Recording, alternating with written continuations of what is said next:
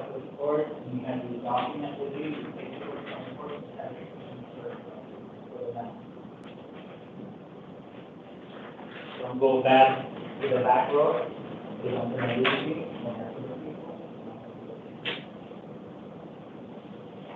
Ladies, just go back into your seats and...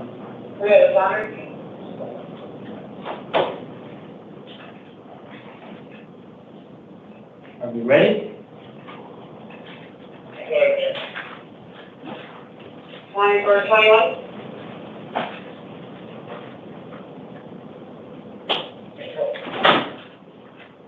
All right. Stand up. Stand up. Stand up. Stand up. Stand up. Thank you. Please be seated. This is the 5 a.m. calendar on July 23rd, 2025. Orders are given on the first of the month regarding the taking of DNA and fingerprints. Those orders remain in effect today. What that means for you in the courtroom is this: not every single one of you has to give your DNA or your fingerprints. If you have to do that, those orders are going to be on your paperwork. My name is Commissioner Beck. I'm here to do a few things for you. Number one, I'm here to let you know why you're here. Number two, if you might be released. Number three, if you're going to be assigned an attorney.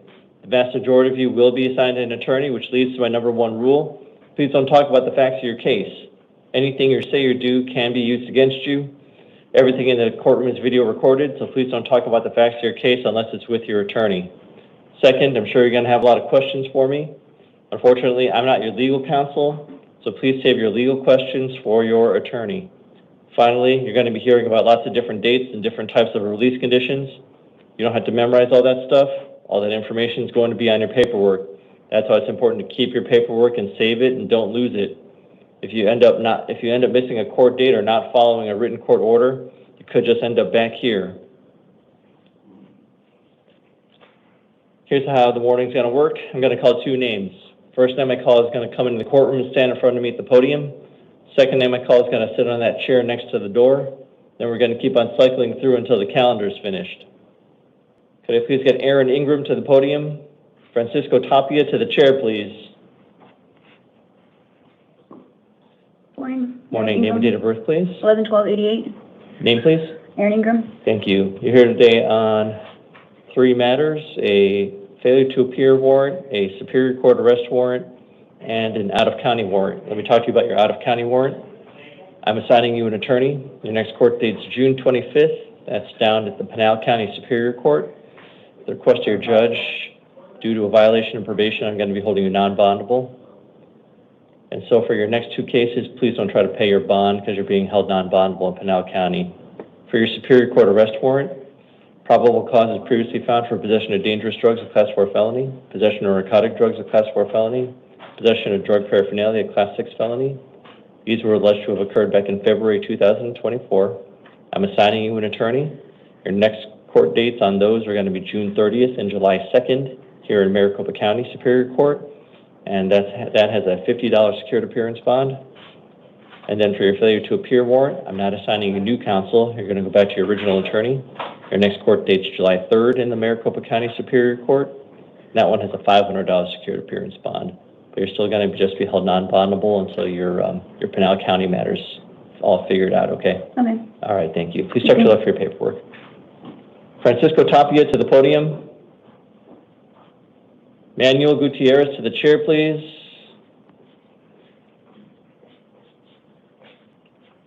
Name and date of birth. Francisco Tapia, 6/18/84. Thank you. You're here today on Superior Court new case.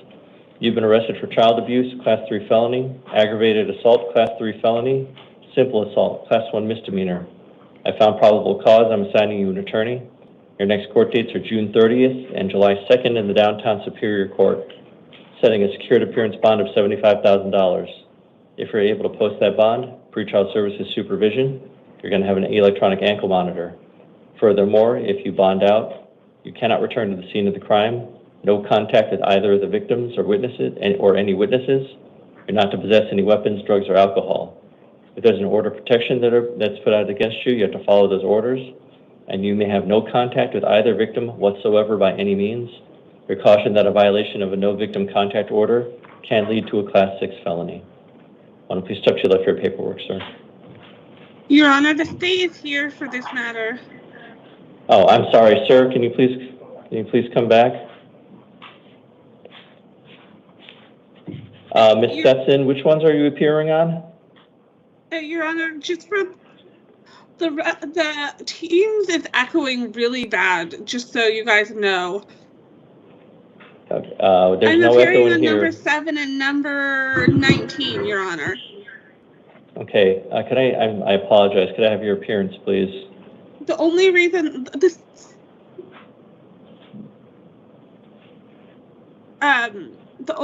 state is appearing on this is to make a motion to seal the Form 4, but for the record, Ashley Stetson on behalf of the state. Thank you. Could you go ahead? Your Honor, the state is moving to seal the Form 4 due to a minor victim's name being used in the Form 4. Okay. Upon motion by the state and good cause appearing, I will be sealing the Form 4. Briefly, please. Okay, sir. That doesn't change anything that I've told you about your release conditions. If you want to wait over there, you're going to get brand new paperwork, okay? Okay. All right. Thank you, sir. Daniel Gutierrez to the podium. Edberto Montano Vega to the chair, please.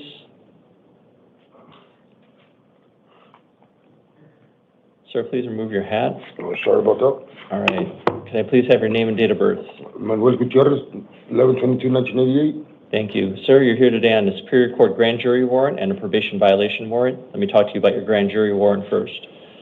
Grand jury has found probable cause to hold you on aggravated assault, Class 3 felony, possession of a weapon by a prohibited person, Class 4 felony, discharging a firearm in city limits, a Class 6 felony. This was alleged to have occurred back in February of 2024. I'm assigning you an attorney. Your next court date is going to be July 1st in the downtown Superior Court. I'm affirming the bond set by the grand jury. It's a $50,000 secured appearance bond. Sir, if you're able to bond out, you'll be placed on pretrial services supervision with the electronic ankle monitoring. Furthermore, if you bond out, you're not to return to the scene of the crime, no contact with any victim or witnesses, you're not to possess any weapons, drugs, or alcohol. You must obey any orders of protection. You have to contact your PO within 3 days. And you may not reside with the alleged victim, even if you're the owner or renter of the property. You're allowed one civil standby with local law enforcement to collect any essential belongings, and you're cautioned that a violation of a no victim contact order can lead to a Class 6 felony. You also have a probation violation warrant. I'm assigning you an attorney. Your next court date on this one is going to be June 30th in the downtown Superior Court, setting a secured appearance bond of $1,000. That's on top of your $50,000. Same conditions of release, most important one. If you bond out, you have to contact your PO within 3 days. Sir, if you want to please step to your left for your paperwork. Thank you. And could we get Mr. Tapia's new paperwork here, please?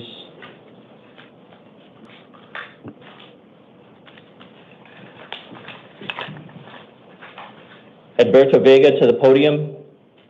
Daniel Horrigan to the chair, please.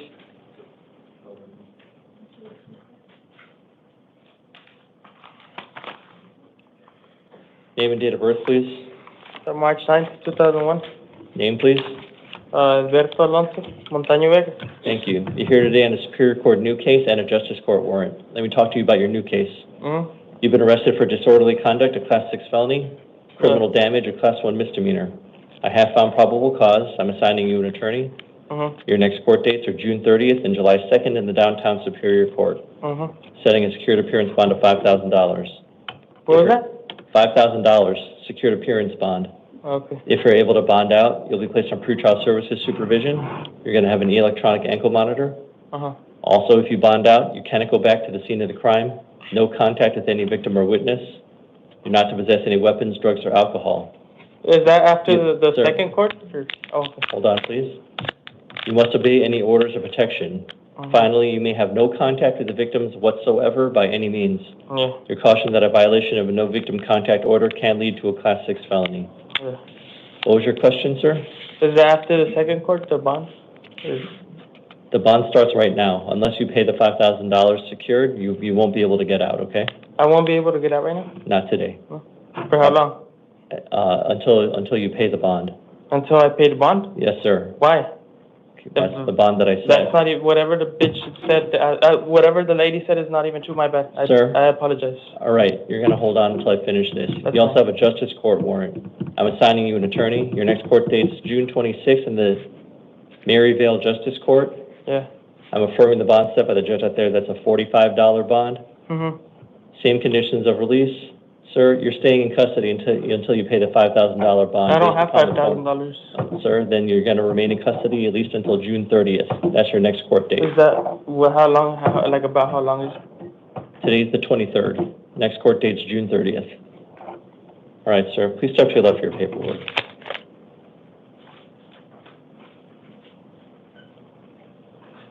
Daniel Horrigan to the podium. Brandon Jones to the chair, please. Daniel Horrigan.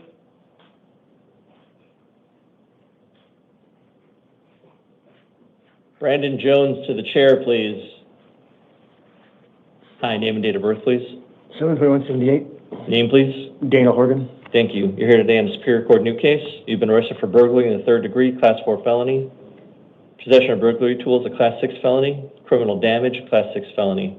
I have found probable cause. I'm assigning you an attorney. Your next court dates are June 30th and July 2nd in the downtown Superior Court. Setting a secured appearance bond of $5,000. If you're able to bond out, pretrial services supervision, alcohol and drug testing and monitoring. Furthermore, if you bond out, you're not to return to the scene of the crime, no contact with any victim or witness, no contact with your co-defendants, and you're not to possess any weapons, drugs, or alcohol. Why don't you please step to your left for your paperwork, sir. Brandon Jones to the podium. Kyle St. Clair to the chair, please.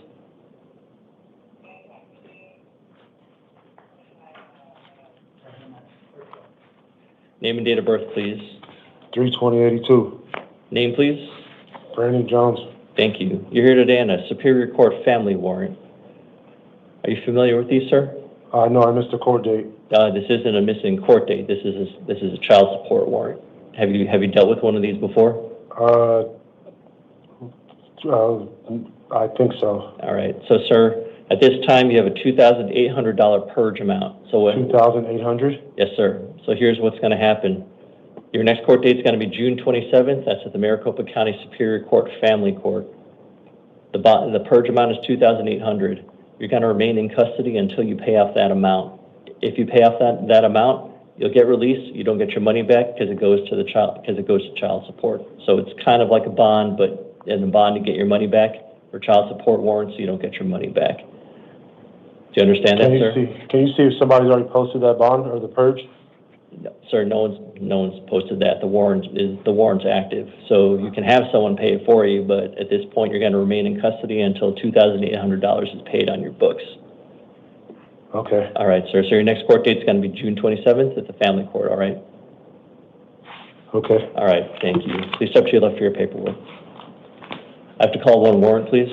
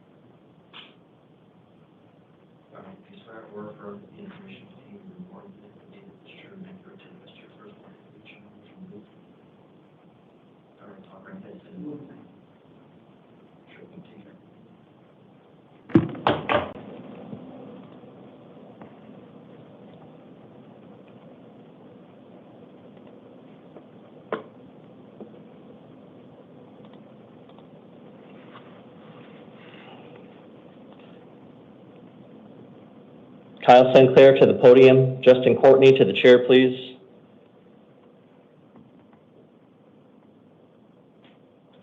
Hi, name and date of birth, please. Kyle Sinclair, 9/25/1992. Thank you. You're here today in the Superior Court new case. You've been arrested for possession of a weapon by a prohibited person, Class 4 felony. I have found probable cause. I'm assigning you an attorney. Your next court dates are June 30th and July 2nd in the downtown Superior Court, setting a secured appearance bond of $1,000. If you're able to bond out, you're not to possess any weapons, drugs, or alcohol. Thank you. Thank you. Please step to your left for your paperwork. Justin Courtney to the podium. Sarah Faulkner to the chair, please.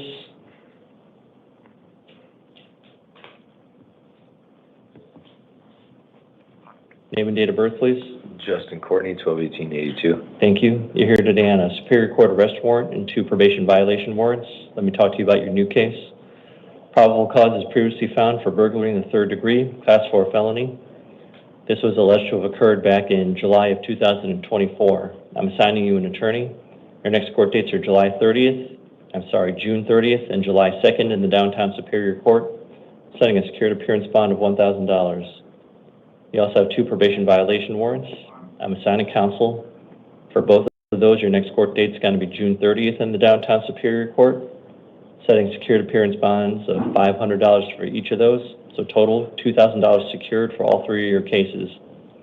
If you're able to bond out, for all cases, you're not to return to the scene of the crime, no contact with any victim or witness.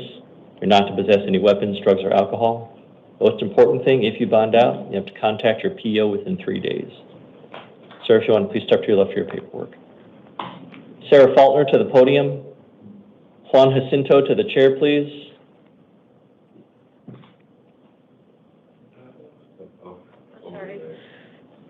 Hi, name and date of birth, please.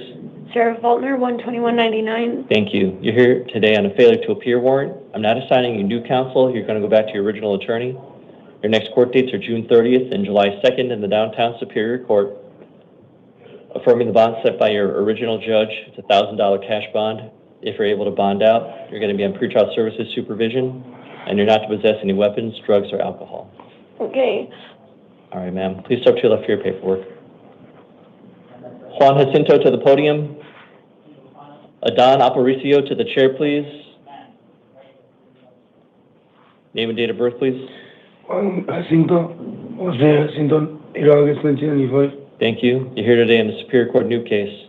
You've been arrested for shoplifting, a Class 4 felony, and assault, a Class 1 misdemeanor. Sir, let me finish up first. I found probable cause. I'm assigning you an attorney. Your next court dates are June 30th and July 2nd in the downtown Superior Court. I'm setting a secured appearance bond of $1,000. If you're able to bond out, you'll be placed on pretrial services supervision with alcohol and drug testing and monitoring. Also, if you bond out, you can't go back to the scene of the crime, no contact with any victim or witnesses, you're not to possess any weapons, drugs, or alcohol, and you may not enter any Circle K stores or their premises. Sir, did you have a question for me? They said it was misdemeanor both. It was just one misdemeanor No, charge. sir, it's not just one misdemeanor. There is no felony. I didn't Sir? say. You have a felony shoplifting, Class 4 felony, and then you have a misdemeanor assault too. How is it a Class 4 shoplifting felony? Because of your prior criminal history, sir. There is no prior criminal history. All of you are lying, fucking fat human adult faggots. Sir, please step to your left for your paperwork. So I'm not being released right now? No, sir. Why not? This is all bullshit lies. Sir, please step to your left This for is your paperwork. bullshit. Why am I not being released? Where's my next court date? Sir, your next court date, June 30th. Why is this bullshit? Fat-ass fucking cracker. That fucking piece of shit. Fucking American crackers. Adon Aparicio to the podium. Civic Coang to the chair, please. How are you doing, Your Honor? Hi, name and date of birth, please. 0331, Adan Aparicio. Thank you. You're here today on a Justice Court new case. You've been arrested for assault, a Class 1 misdemeanor. I have found probable cause. I'm assigning you an attorney. Your next court date, June 27th. That's at the Hacienda Justice Court. Setting a secured appearance bond of $500. If you're able to bond out, you can't go back to the scene of the crime. No contact with any victim or witness. You're not to possess any weapons, drugs, or alcohol. If there's any orders or protection that are put out against you, you have to follow those orders. Most importantly, if this applies to you, you may not live with the alleged victim, even if you're the owner or renter of the property. You're allowed one civil standby with local law enforcement to collect any essential belongings, and you're cautioned that a violation of a no victim contact order can lead to a Class 6 felony. So please step to your left for your paperwork. Civic Kalong to the podium. Leon Brown to the chair, please. Civic Calm, January 1st, 1993. Thank you. I apologize for mispronouncing your last name. Sir, you're here today on the Superior Court new case. You've been arrested for criminal damage, a Class 4 felony. I have found probable cause. I'm assigning you an attorney. Your next court dates are June 30th and July 2nd in the Downtown Superior Court. Setting a secured appearance bond of $500. If you're able to bond out, you'll be placed on pretrial services supervision. Furthermore, if you bond out, you're not to return to the scene of the crime. No contact with any victim or witness, and you're not to possess any weapons, drugs, or alcohol. One, please step to your left for your paperwork. Leon Brown to the podium. Sean Goodrum to the chair, please. Name and date of birth, please. Leon Brown II, 9/17/75. Thank you. You are here today on a probation violation warrant. I'm assigning you an attorney. Your next court date is going to be June 30th in the Downtown Superior Court. Okay. I'm affirming the bond set by your probation violation judge. It's a $500 secured appearance bond. If you're able to bond out, you can't possess any weapons, drugs, or alcohol. Okay. Most important thing, though, if you bond out, you got to contact your PO within 3 days. Okay. All right, thank you. Please step to your left for your paperwork. Sean Goodrum to the podium. Julian Adams to the chair, please.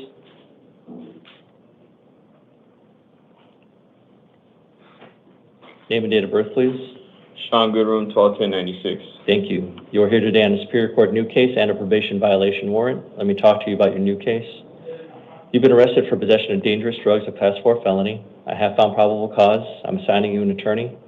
Our next court dates are June 30th and July 2nd in the Downtown Superior Court, setting a placeholder bond of $50. You also have a probation violation warrant. I'm assigning counsel. Your next court date is June 30th in the Downtown Superior Court, affirming the bond set by your probation violation judge. It's a $250 secured appearance bond. So for 2 cases, it's a $300 secured. If you're able to bond out, you're not to possess any weapons, drugs, or alcohol. Most important thing, if you bond out, you have to contact your probation officer within 3 days. But sir, I also have to let you know that you have a U.S. Marshal's hold for your federal case. I have no control over how much, I have no idea how much that hold is.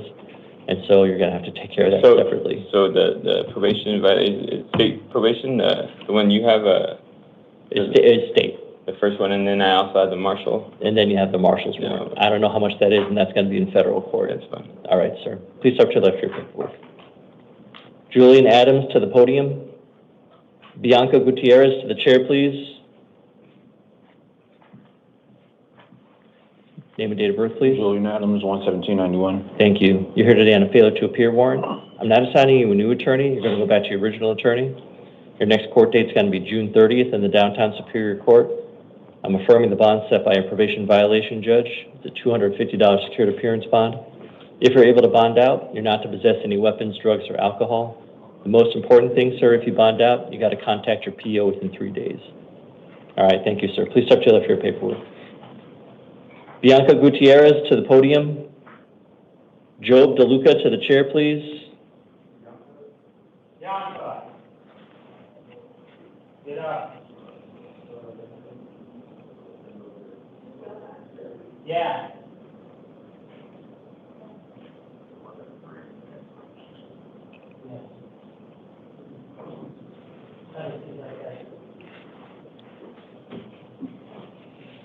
What's your name? Name and date of birth. Bianca Gutierrez, 3/21/94. Thank you. You're here today on a probation violation warrant. I'm assigning you an attorney. Your next court date is June 30th in the Downtown Superior Court. I'm affirming the bond set by your probation violation judge. It's a $100 secured appearance bond. Okay. If you're able, What is the? one I'm second. sorry. If you're able to bond out, you can't possess any weapons, drugs, or alcohol. Most important thing, if you bond out, you have to contact your PO within 3 days. Did you have a question for me? Yeah. Why do they revoke my probation? You failed to report to the adult probation office within 72 hours when you were released from custody on May 5th. You did not reside in a residence approved by adult probation starting from May 5th of 2025. All right. One, please step to your left for your paperwork. Job DeLuca to the podium. Samuel Contreras to the chair, please.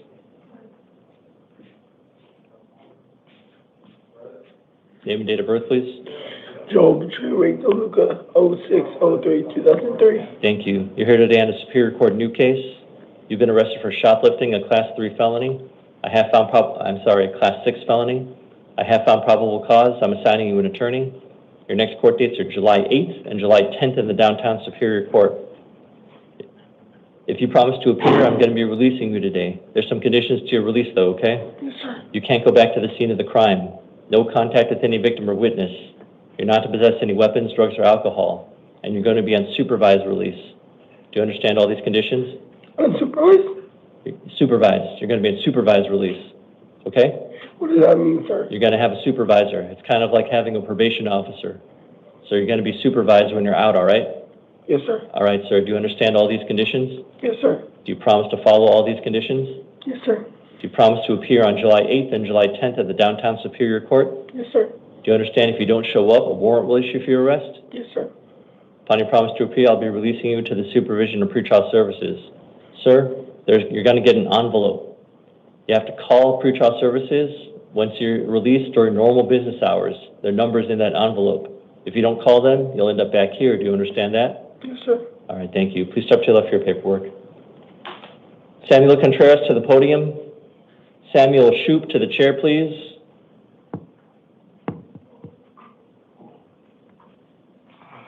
Name and date of birth, please. Samuel Contreras, 06/20/2003. Thank you. You're here today on a municipal court new case. You've been arrested for possession of drug paraphernalia, Class 1 misdemeanor, 2 counts of criminal damage, Class 1 misdemeanor, 2 counts of disorderly conduct, Class 1 misdemeanor. I have found probable cause. I'm not assigning you an attorney because for the types of charges that you're facing, you don't get a free attorney. But you can hire your own attorney if you want one. Do you understand that? All right, sir. Your next court date's going to be July 8th. That's at the El Mirage City Court. Sir, please lower your mask for this. Sorry. No problem. July 8th, El Mirage City Court. Upon your promise to appear, I'm going to be releasing you today. There's some conditions to your release. Sir, you can't go back to where you were arrested. You're not to have any contact with any victim or witness. You're not to possess any weapons, drugs, or alcohol. If there's any orders of protection that are put out against you, you have to follow those orders. And sir, you may not have any contact with any of the victims by any means whatsoever. You're cautioned that a violation of a no victim contact order can lead to a Class 6 felony. Sir, do you understand all of these conditions? I understand these conditions. Do you promise to follow all these conditions? I promise, Your Honor. Are you able to not have contact with any of the victims in this Yeah, case? I'm able to not have contact. All right, sir. Do you promise to appear on July 8th at the El Mirage City Court? I promise. And you understand if you don't show up, a warrant will issue for your arrest? I'm aware of that. All right, sir. Upon your promise to appear, I'll be releasing you on your own cognizance. Thank you. Except you left your paperwork. Samuel Shoup to the podium. Carla Martinez to the chair, please. Name and date of birth. Samuel Shoup, 02/02/1995. Thank you. You're here today on a Superior Court new case. You've been arrested for shoplifting with an artifice, Class 4 felony. I have found probable cause. I'm assigning you an attorney. Your next court dates are July 8th and July 10th in the downtown Superior Court. Upon your promise to appear, I'll be releasing you today. There's some conditions to your release. You're going to be on supervised release. You're going to have alcohol and drug testing and monitoring. You're not to return to the scene of the crime. No contact with any victim or witness. You're not to possess any weapons, drugs, or alcohol. You may not enter any TJ Maxx stores or their premises. Do you understand all these conditions? Yes. Do you promise to follow all these conditions? Yes. Do you promise to appear on July 8th and July 10th at the downtown Superior Court? Yes. Do you understand if you don't show up, a warrant will issue for your arrest? Yes. Upon your promise to appear, I'll be releasing you to the supervision of pretrial services. Sir, it's your responsibility to call them during normal business hours once you're out. If you fail to call them, you'll end up back here. Do you understand that? Yes. All right, their phone number is going to be in an envelope that they give you. Make sure to keep that envelope, okay? Okay. All right, thank you. Please step to your left for your paperwork. Carla Martinez to the podium.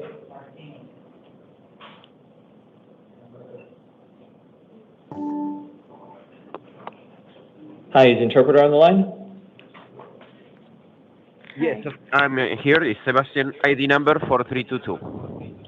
Thank you. I'll be speaking with the defendant now. Could I please have your full name and date of birth?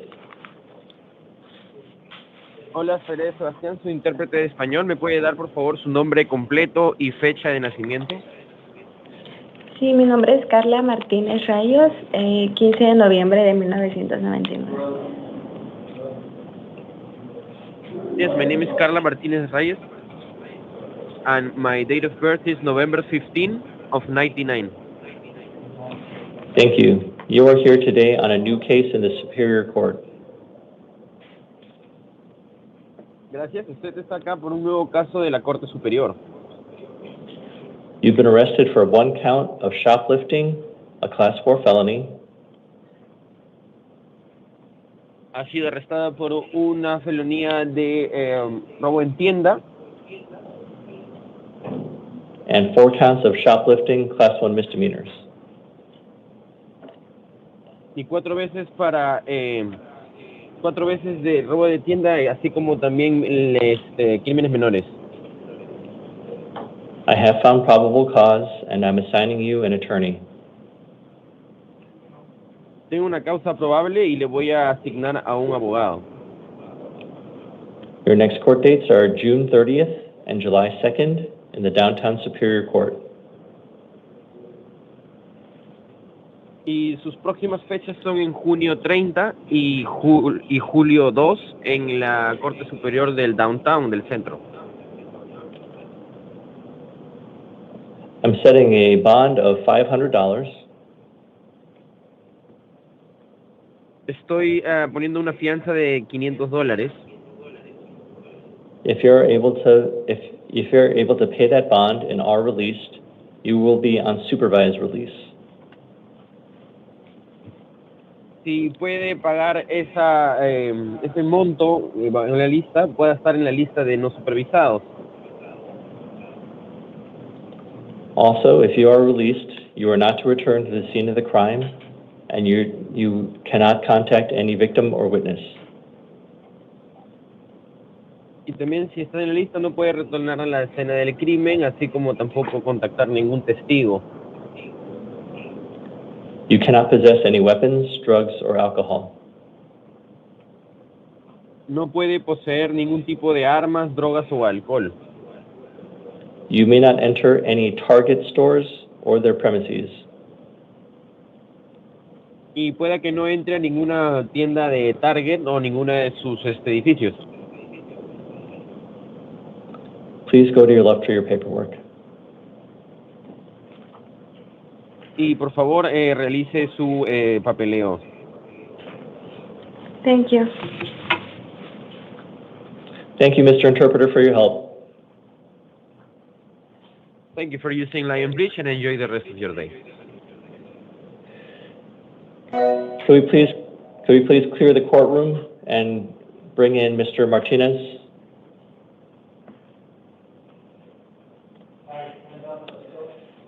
We have one house call. I'll be visiting back at his cell. He poses a risk of harm to himself. Andres Martinez, date of birth 6/2/1998, is here on a Superior Court new case, arrested for aggravated assault, Class 5 felony. I have found probable cause. I'm assigning counsel.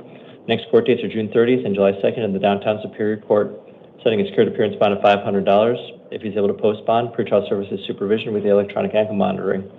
Furthermore, if he's able to bond out, not to return to the scene of the crime, no contact with any victim or witness, not to possess any weapons, drugs, or alcohol, must obey any orders of protection, may not reside with the alleged witnesses, even if he's the owner or renter of the property. After visiting with him back at his cell, if I'm to make any changes to his release conditions, I'll come back on the record to make those changes. Alejandro Martinez.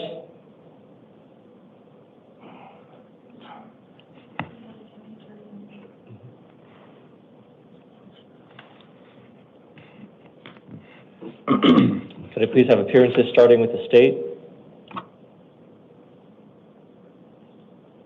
Good morning, Your Honor. Ashley Stetson on behalf of the state. Sir, could I please have your full name and date of birth? Alejandro Martinez, 6/9/1989. Thank you. You're here today on a Superior Court new case.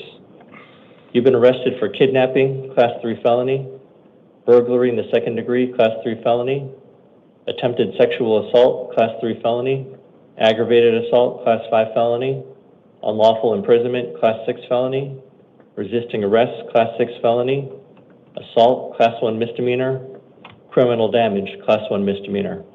I have found probable cause. I am assigning you an attorney. Your next court dates are June 27th and July 1st in the Downtown Superior Court. Ms. Stetson, would you like to make your record regarding release conditions? Yes, Your Honor. The state is requesting bond be set in the amount of $150,000 cash due to the seriousness and violence of the allegations, Your Honor. There are allegations that the suspect choked one of the victims, that he assaulted another victim, causing that victim to require medical treatment, including stitches, that he broke a window of victim one's vehicle, that he also attempted to sexually assault victim one by dragging her by the ankles and dragging her by the ankle while he was unclothed and allegedly sticking his genitals in her face and telling her to lick them. The suspect fled from the scene prior to law enforcement showing up. Eventually, the suspect did return to the scene. Law enforcement was called, but the suspect had already fled. Later on, Your Honor, the suspect was located. He had gone into another home of another victim, but the victim had chased the suspect out with a firearm, Your Honor. So based on the allegations, the state feels that $150,000 cash is appropriate in regard to conditions of release. Standard conditions, Your Honor, with electronic monitoring. This is a domestic violence situation. Victim one is the ex-girlfriend of the suspect. Home arrest, and any other conditions Your Honor sees is fit. Thank you. Thank you. Sir? Did you hear what the prosecutor had to say? Yeah.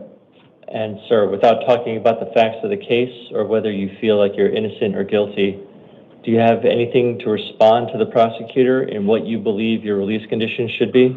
No, I'm good on all that. You know, I just, like I said, before I left, I told her, I was like, look, you only know what's good. You know what to say, because you know what didn't happen here. You know what I'm saying? I was like, but you say the wrong shit. Excuse me. I was like, but if you say the wrong thing, you're fucking me up in there. You'll fucking get me done in there. You know what I'm saying? So that's all I had to say. That's all I got to say. It's fucked up. It ain't true. Sir, all right, thank you. Yeah. So after hearing from counsel for the state and from the defendant, and in reviewing the record that's before me, I'll be making the following orders. Okay, one more thing. So, cause I talked to her earlier, and she's like, I know. Sir, did you hear what I said? So you're not supposed to talk about the facts of your case. Everything in here is being video recorded, and so anything you say or do can be used against you. So that's why I tell people not to talk about the facts of the case, about what happened or what you think might have happened, all right?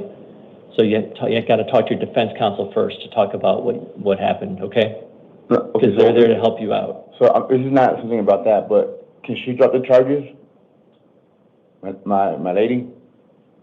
The victim in this case? Yeah, the victim. It's possible. It's possible? Yeah, because I was like, hey, look, you might be able to do this. She's like, okay. Sir, again, you're starting to talk about facts of the case, all right? Okay. All right, sir. I will be making the following orders. I'm setting a cash bond of $200,000. If you're able to post bond, you'll be placed on pretrial services supervision with drug testing and monitoring, and you'll be fitted with an electronic ankle monitor. Furthermore, you're not to return to the scenes of the crime, no contact to any of the victims or witnesses. You're not to possess any weapons, drugs, or alcohol. If there's any orders of protection that are placed against you, you have to follow those orders, and you may have no contact with any of the victims whatsoever by any means. You're cautioned that a violation of a no victim contact order can lead to a Class 6 felony. All right, sir, if you please step to your left for your paperwork. Okay. And at this time, this will conclude the 5 a.m. calendar.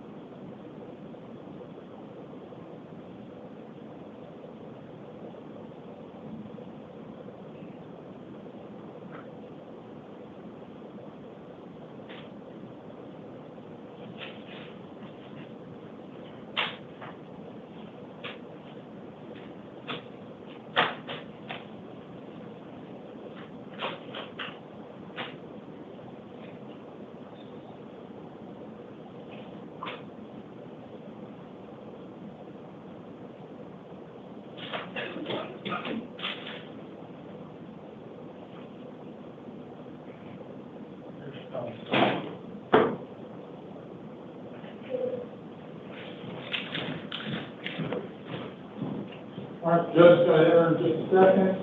I'll announce her, you guys all rise. And she'll thank you in the house. All right. Now presiding, the Honorable Elizabeth Hampton. Thank you. You may be seated. Good morning, Your Honor. Good morning, officer.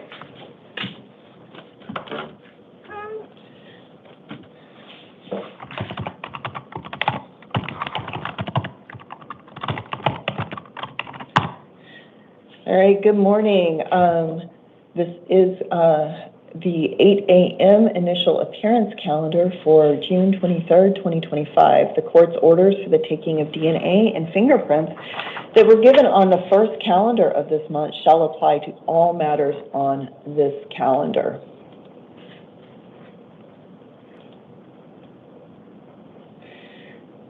Persons appearing before this court are reminded that they have the right to remain silent and that anything they say could be used against them. Most of you have qualified for a court-appointed attorney. If you have not qualified for a court-appointed attorney, or even if you have, you may retain an attorney at your own expense to represent you. I will be calling you up individually. When your name is called, please proceed to the podium. At the conclusion of your matter, the officers will have paperwork for you. That paperwork will detail my orders in your case, and it will also include the dates, times, and locations of your future hearings. Give me just a second and we will get started.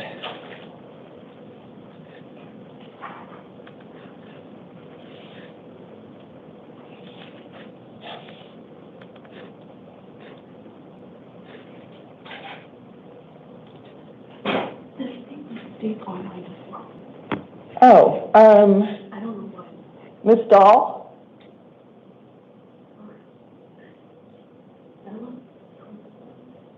Okay.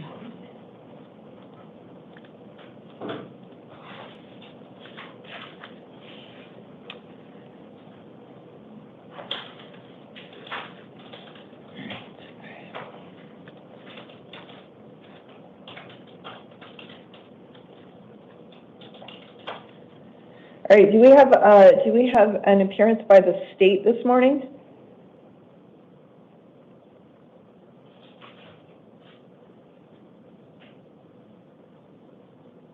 Your Honor, pardon the interruption. This is a Spanish interpreter from the Office of the Court Interpreter. I haven't been informed by court staff that there's been any Spanish speakers needing my assistance. Would you like me to pull the tank to see if there's anybody needing my assistance? You know, that would be perfect. Could you go ahead and do that, Mr. Interpreter? Yes, of course, Your Honor. ¿Se encuentra alguien en la sala que requiere asistencia de un intérprete de la lengua español? Si puede levantar la mano si hay alguien que necesita asistencia de un intérprete. ¿Desea un intérprete en español? Levanta las manos, por favor. No response. All right, we have no hands. All righty, thank you, Your Honor. Have a nice day. Thank you.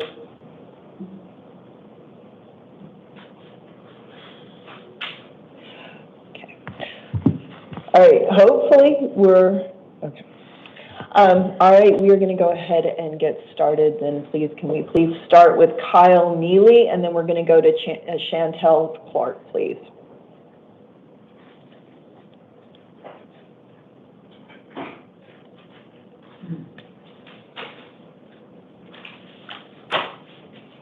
Kyle Neely, right here, please. Oh, you want to raise that up? It's a little low. Didn't notice till right now.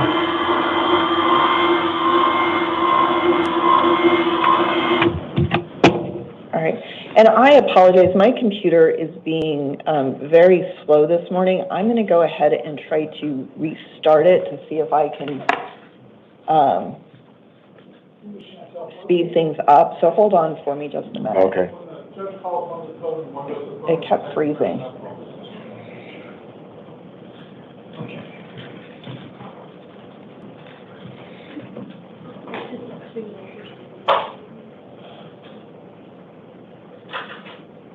My desk was working, but this one keeps freezing. I apologize. It's okay, man. I didn't mean to make you stand for this whole time. So. It's okay.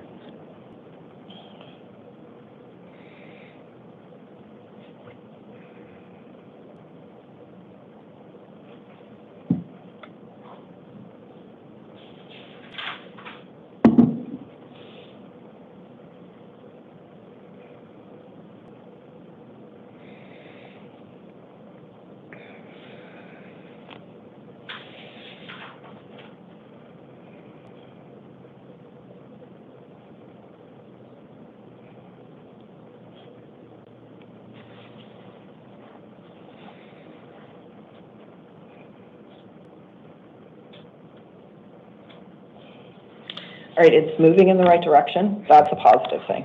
Okay.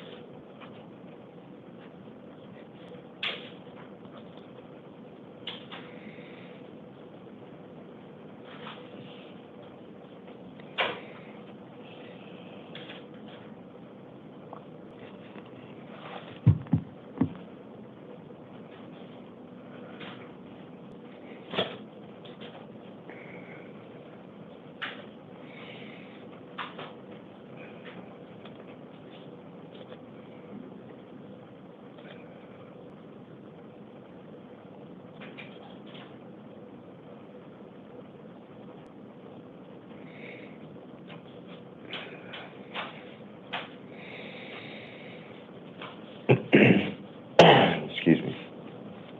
No problem. I appreciate your patience. Thank you. And I do apologize for the delay.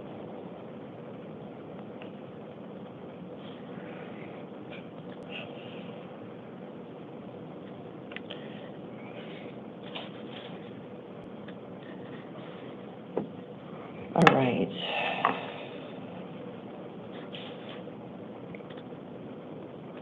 It's the story of my life. All right. Well, I think we are up and running at this point. Okay, Mr. Neely, go ahead and state your name for the record. Kyle Neely. Mr. Neely, what's your date of birth? 10/14/1981.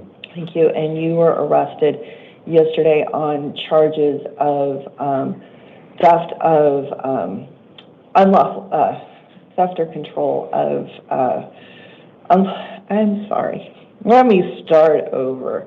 theft of a means of transportation, a class 5 felony. I did find probable cause for that. You were also arrested for charges of resisting arrest. That's a class 1 misdemeanor. I also found probable cause for that. For purposes of appointing you an attorney based upon the information that you provided to pretrial services, I am finding that you are not indigent. Therefore, I am not appointing you an attorney today. You are, of course, entitled, you may, of course, retain an attorney at your own expense to represent you. I'm setting 2 hearings in your case, the first on June 30th at 8:30 and the next one on July 2nd at 8:30, both in the downtown Maricopa County Superior Court. In your new case, I am setting a secured appearance bond in the amount of $5,000. Now, you are also here because the Pinal County Superior Court issued a warrant for your arrest in their matter. In that matter, an attorney should be appointed for you, and Dana, I do need to update this. An attorney should be appointed for you at your next hearing, which will be in the Pinal County Superior Court on June 26th at 8:30. Because pursuant to that Pinal County arrest warrant, this is a probation violation matter, and Pinal County is indicating that you are non-bondable in that matter, so I am holding you non-bondable today. Okay. All right? Are they going to come pick me up? An officer should be able to confirm that. But yes, Pinal County will come pick you up and will transport you, okay? And how do I do the other case? The case that's here? So the case that's here, so you will... Because I had no knowing that it was a stolen vehicle, you know what I mean? So I don't know what I have to do with that, or... Okay. So in that matter, I have set the 2 hearings. I do know that you have things going on or cases going on in 2 different counties. Counties are good at communicating with each other, and you shouldn't miss a hearing date at one just because you happen to be physically located in a different county. Okay, so should be able to communicate regarding that. Okay, so they're going to keep me here, or they're going to come? Now going to come? Your first hearing date is Pinal County, so you'll probably get transported up to Pinal County for your hearing on the 26th, which is in 3 days. Okay? Okay. All right. Okay. I also have a job, so it's $5,000 bond here for... It is, but you are non-bondable on the Pinal County matter. Okay. All right. Thank you very much. Thank you for your patience. Go ahead, step to the left. Chantel Clark, please.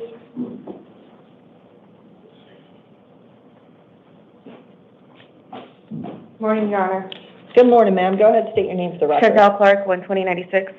Thank you. And you are here today because you were arrested yesterday for kidnapping, a Class 2 felony, possession of dangerous drugs, a Class 4 felony, and possession of drug paraphernalia, a Class 6 felony. I did find probable cause for all of those.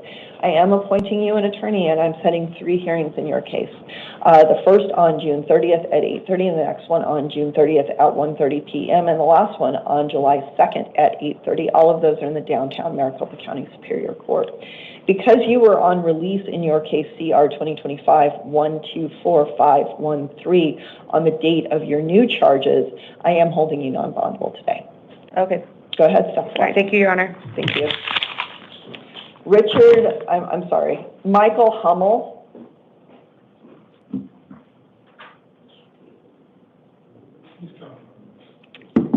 Thank you.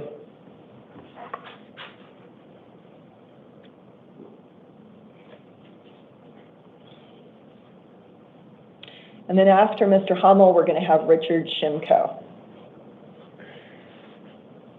Good morning. Morning, sir. Go ahead, state your name for the record. Michael Charles Hummel, And Mr. Hummel, what's your date of birth? 02-2496. Thank you. And you are here today because you were arrested yesterday on charges of possession of dangerous drugs, a Class 4 felony, and possession of drug paraphernalia, a Class 6 felony. I did find probable cause for both of those, and I am appointing you an attorney. I'm setting 3 hearings in your case, the first on June 30th at 8:30, and the next one on June 30th at 1:30 p.m., and the last one on July 2nd at 8:30. All of those are in the downtown Maricopa County Superior Court. Because you were on release in your case, CR 2025-124083, on the date of your new offense, I am holding you non-bondable today. Go ahead, step to the left. Richard Shimko, please, and then we're going to have Ramiro Martinez.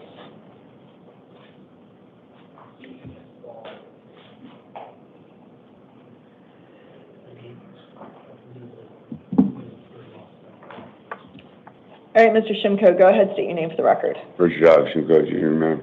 All right, Mr. Shimko, what's your date of birth? 11/6/71, ma'am.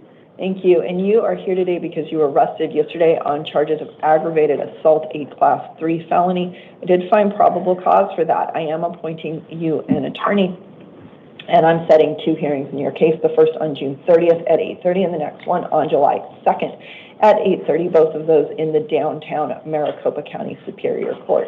I am setting in your new case a secured appearance bond in the amount of $50,000. In the event that you are able to post that bond and secure your release, you would be subject to certain pretrial release conditions, including ankle monitoring. You may not return to the scene of the alleged crime or have any contact with the alleged victim.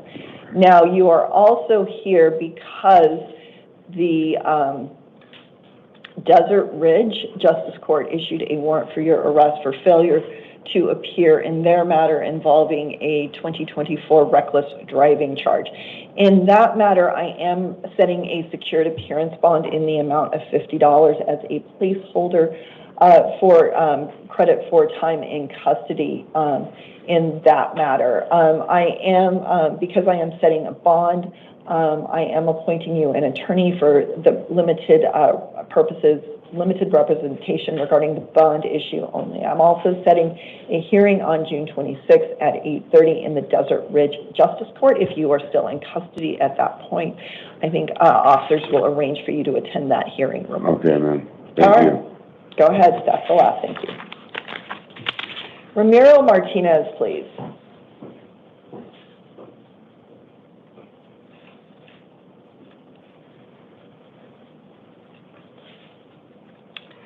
All right, Mr. Martinez, go ahead, state your name for the record.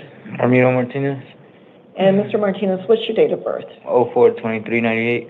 Thank you. And you are here today on 3 matters. I'm going to go ahead and talk about your new matter. First, you were arrested yesterday on charges of aggravated assault, Class 4 felony, resisting arrest, using physical force, a Class 6 felony, and criminal trespass, a Class 3 misdemeanor.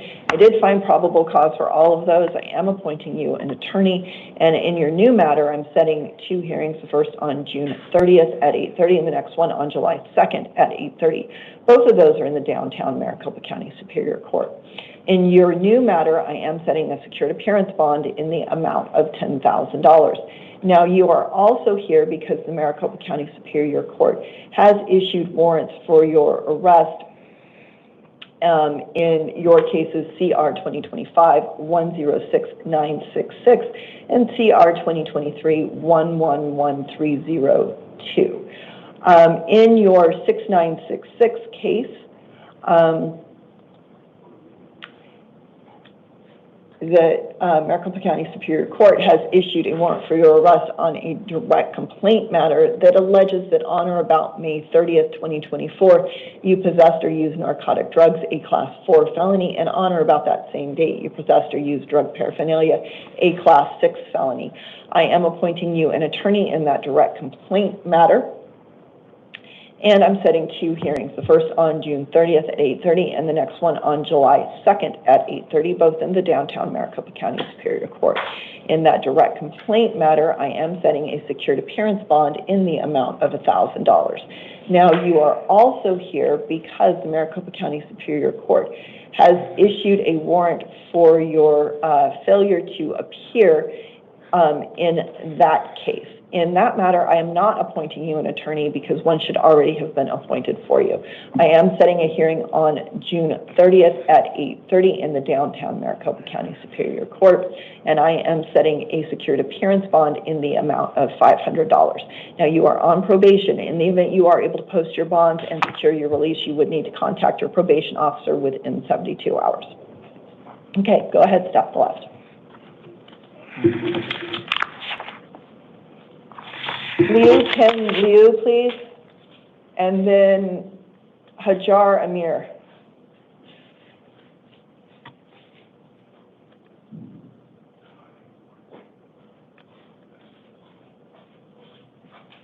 Good morning, Your Honor. Good morning, sir. Go ahead, state your name for the record. Lu Pin. All right, Mr. No, Lu Pin is first name. Oh, okay. So Liu, yeah. so it's Mr. Liu? Yeah, All right, so Mr. Liu, what is your date of birth? 9/15/46. Thank you. All right, you are here because you were arrested yesterday on charges of aggravated assault, which is a felony. I did find probable cause for that. For purposes of appointing you an attorney, I am finding that you are not indigent based upon the information that you provided to pretrial services. As a result, I am not appointing an attorney for you today. However, you may, of course, retain an attorney at your own expense to represent you. I am setting a hearing on June 30th at 8:30 and another one on July 2nd at 8:30, both of those in the downtown Maricopa County Superior Court. I am setting a secured appearance bond in your case in the amount of $5,000. In the event that you are able to post that bond and secure your release, you would be subject to certain release conditions, including no returning to the scene of the alleged crime. Even if you are an owner or renter of that residence, you're going to have to find someplace else to live. And no contact with the alleged victim, because this is a domestic violence offense. You would also be subject to electronic monitoring, ankle monitoring. Okay? Sorry, Judge. I just find out that the charge is, yes, this morning or yesterday morning. I didn't hurt my wife. So based upon, I make my decisions based upon, well, of course, I do hear what you have to say, but the police have provided a Form 4, which contains their report of the incident. Based upon that Form 4 information, there were some very significant injuries. All right. So go ahead, step to the left. I'm leaving the bond set. Okay, thank you. Hajar Amir, please, and then Rashid Mann.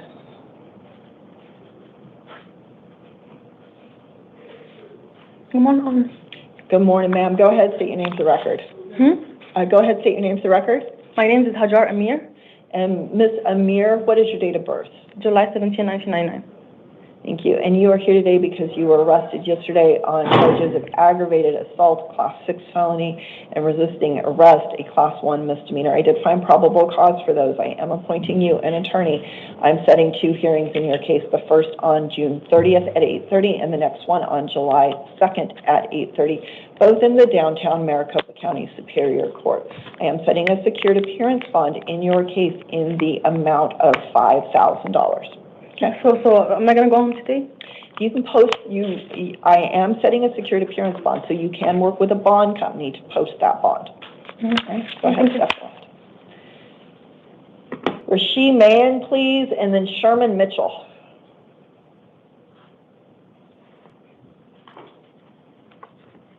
Good morning, sir. Go ahead, state your name for the record. Rashid Mann. And Mr. Mann, what is your date of birth? 09/17/1988. Thank you. You were arrested yesterday on charges of burglary in the 3rd degree, a Class 4 felony, possession of burglary tools, a Class 6 felony, and criminal damage, a Class 6 felony. I did find probable cause for all of those. I am appointing you an attorney. I am setting 2 hearings in your case, the first on June 30th at 8:30 and the next one on July 2nd at 8:30.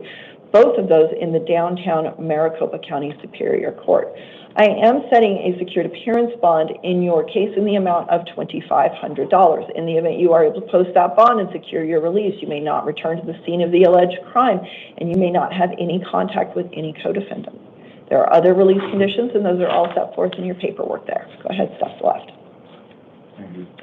Sherman Mitchell, please.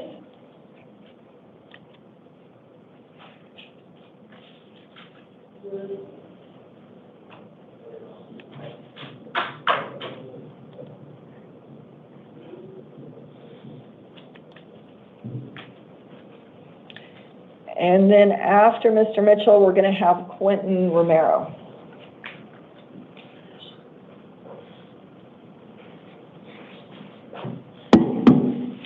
All right, Mr. Mitchell, go ahead, state your name for the record. Sherman Mitchell, number 18, 1996. Thank you. And Mr. Mitchell, you are here today because the Maricopa County Superior Court issued warrants for your arrest on allegations that you violated your probations in CR 2023-125098, CR 2023-124416, and CR 2022-109616. In those probation violation matters, I am appointing you an attorney, and I am setting hearings on June 30th at 8:30 in the downtown Maricopa County Superior Court. In your case ending 5098, I am setting a secured appearance bond in the amount of $250. In your case ending 4416, I am setting a secured appearance bond in the amount of $250. And in your case ending 9616, I am setting a secured appearance bond in the amount of $1,000. In the event you are able to post your bonds and secure your release, I am reminding you, you need to contact your probation officer within 24 hours because you're on intensive probation services. All right, Quentin Romero and then Herman Martinez, please.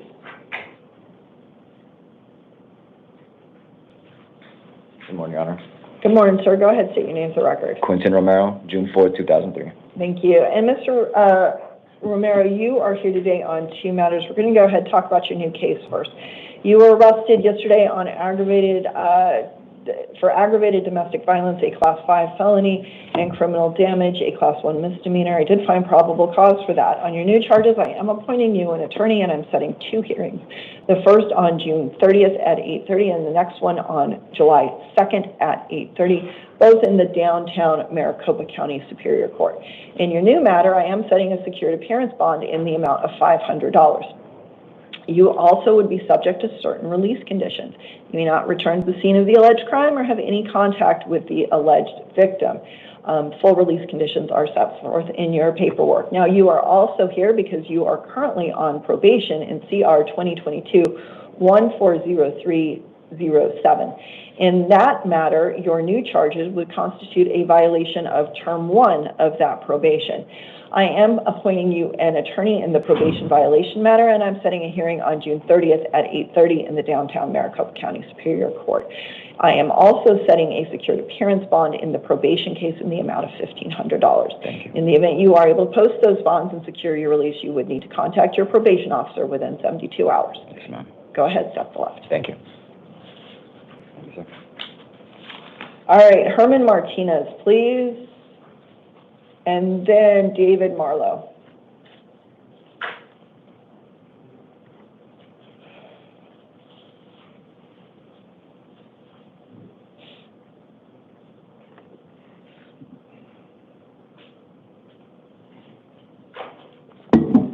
Hello. Hi. Mr. Martinez, go ahead, state your name for the record. Herman Martinez, 51083. All right, and you are here today because the Maricopa County Superior Court issued warrants for your arrest on allegations that you violated your probation in your cases CR 2018-148824 and CR 2019-006303. In the back up. In both cases, I am appointing you an attorney, and I'm setting hearings in both cases on June 30th at 8:30 in the downtown Maricopa County Superior Court.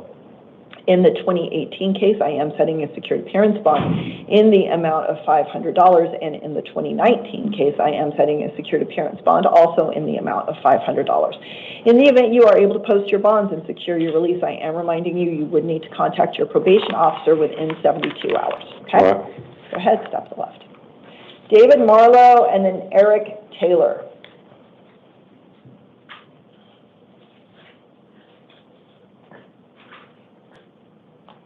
All right, Mr. Marlowe, go ahead, state your name for the record. David Marlowe, And 1884. Thank you. And you are here today because Maricopa County Superior Court issued a warrant for your arrest on allegations that you violated your probation in your case, CR 2022-123349. In that case, I am appointing you an attorney, and I am setting a hearing on June 30th at 8:30 in the downtown Maricopa County Superior Court. I'm also setting a secured appearance bond in the amount of $100. In the event you are able to post that bond and secure your release, I am reminding you, you need to contact your probation officer within 72 hours. All right, that number would be in your paperwork if you don't have it. Okay. Go ahead, step to the left.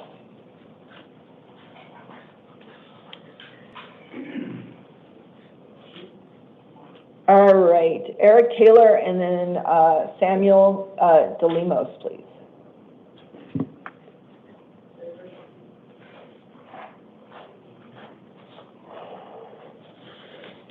All right, sir, go ahead and state your name for the record. Eric Allen Taylor, And Ms. Taylor, what's your date of birth? 5/16/83. Thank you. And you are here today because you were arrested yesterday on charges of possession of dangerous drugs, a Class 4 felony, and possession of drug paraphernalia, a Class 6 felony. I did find probable cause for both of those, and I am appointing you an attorney. I am setting hearings on July 8th at 8:30 and July 10th at 8:30. Will you go to those? Yes, ma'am. Okay, I'm going to release you today to pretrial services. You'll need to register with them, and they can do things like remind you of your court dates and give you bus passes if you need those to get to court, okay? Go ahead, step to the left. All right, thank you. Thank you. Samuel or Samuel DeLimos?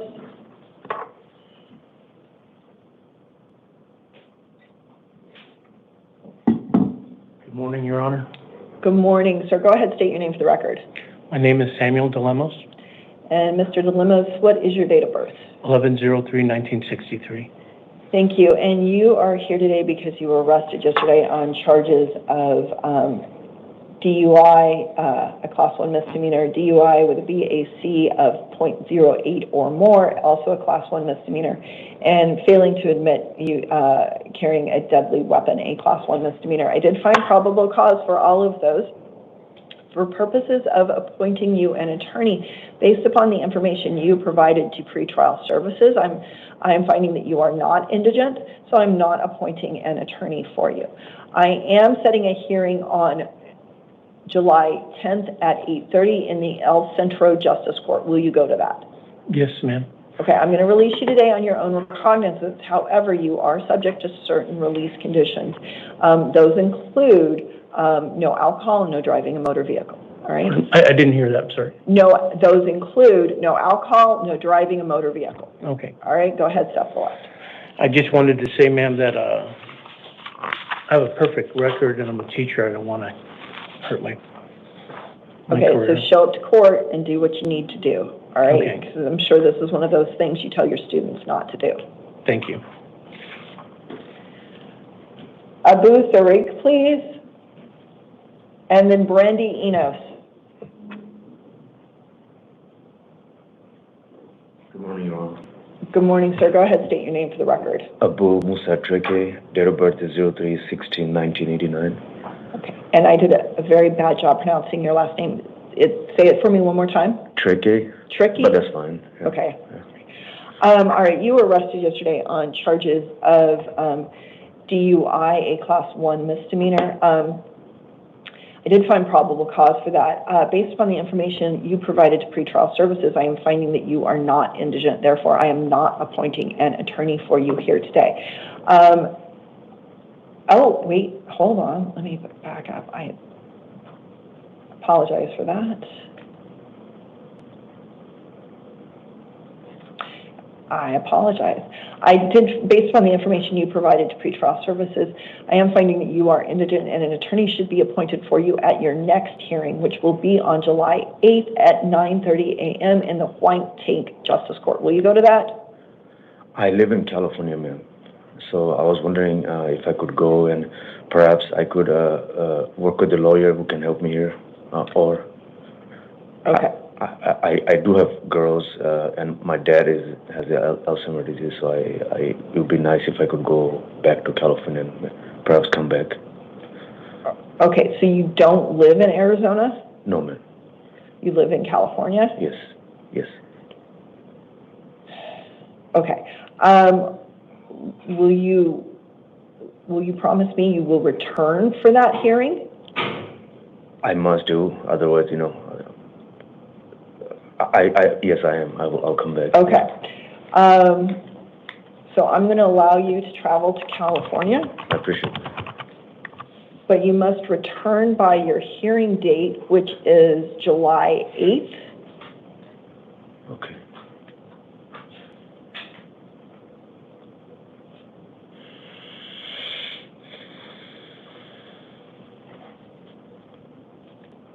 All right.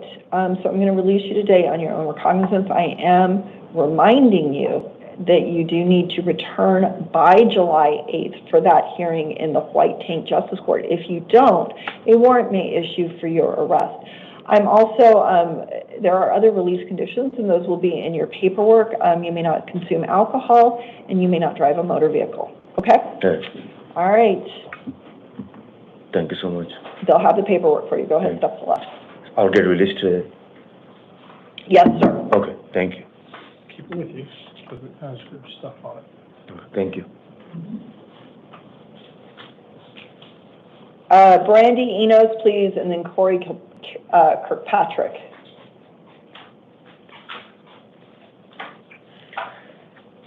And Ms. Enos, go ahead, state your name for the record. Brandy Enos. And Mr. Enos, I'm sorry, Ms. Enos, what is your date of birth? 10/12/85. Thank you. And you are here today because you were arrested yesterday on charges of assault, class 1 misdemeanor. I did find probable cause for that because of the nature of the charges. You are not entitled to have me appoint an attorney for you today. However, you may, of course, retain an attorney at your own expense to represent you. I am setting a hearing on July 9th at 9 a.m. in the South Mountain Justice Court. Will you go to that? Yes, ma'am. Okay. I'm going to release you today on your own recognizance. However, you are subject to certain release conditions. Those include you may not return to the scene of the alleged crime or have any contact with the alleged victim. You may not reside at the same location as any alleged victim or go to the alleged victim's residence, even if you are an owner or renter of the residence. You can arrange for one civil standby to collect any essential belongings. Okay? Go ahead, step to the left. Corey Kirkpatrick, please. And then Veronica Mendez.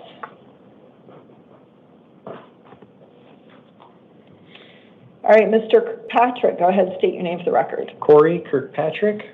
And Mr. Kirkpatrick, what is your date of birth? February 26th, 2000. Thank you. And you were arrested yesterday on charges of DUI, class 1 misdemeanor, DUI with a BAC of .08 or more, a class 1 misdemeanor, extreme DUI, BAC of .15 to .2, also a misdemeanor, and reckless driving, that's a class 2 misdemeanor. I did find probable cause for all of those. For purposes of appointing you an attorney, I am finding that you are indigent, and an attorney should be appointed for you at your next hearing, which will be on July 22nd at 1:30 p.m. in the Surprise Municipal Court. Will you go to that? Yes. Okay, so I'm going to release you today on your own recognizance. However, you are subject to certain release conditions. Those include no alcohol and no driving. Okay? Okay. So, go ahead. Will I get the information? Thank you. Mm-hmm. Veronica Mendez and then Gina Mavis.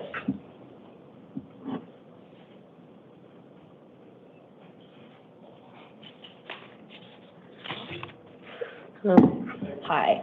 All right, Ms. Mendez, go ahead, state your name for the record. Veronica Mendez, 22796. Thank you. And you were arrested yesterday on charges of possession of narcotic drugs. That's a class 4 felony. I did find probable cause for that. I am appointing you an attorney, and I'm setting 2 hearings in your case, the first on July 8th at 8:30 and the next one on July 10th at 8:30, both in the downtown Maricopa County Superior Court. Will you go to those? Yeah. Yeah, I'm going to release you today on your own recognizance. Officer will have paperwork for you.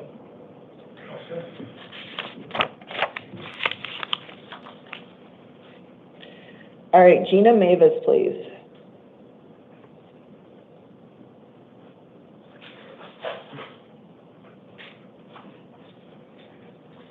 All right, Ms. Mavis, go ahead, state your name for the record. Gina Mavis, Ms. Mavis, what is your date of birth? 9/25/03.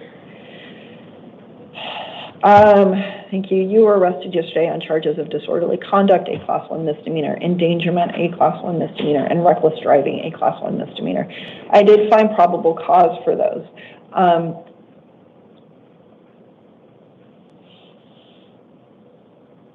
Hold on just a second, because I need to update this. Because of the nature of the charges, you are not entitled to have me appoint an attorney for you today. However, you may, of course, retain an attorney at your own expense to represent you.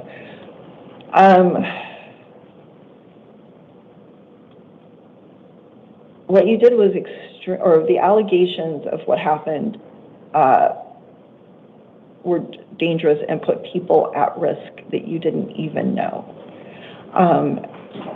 And I want you to take this very seriously, okay? I am setting a hearing on July 11th at 10 a.m. I'm going to release you today on your own recognizance. Although I am releasing you on your own recognizance, that doesn't mean that this isn't serious, and it doesn't mean that someone could have been hurt very badly. Okay? Go ahead, step left. Wait, can I ask a question? Ma'am. Was it 2 misdemeanors? 3, disorderly conduct, endangerment, reckless driving. Oh, okay. Well, thank you.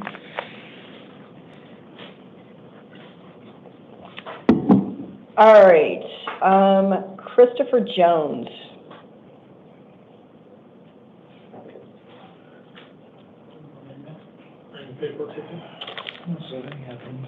Oh, the thing? Yeah, please.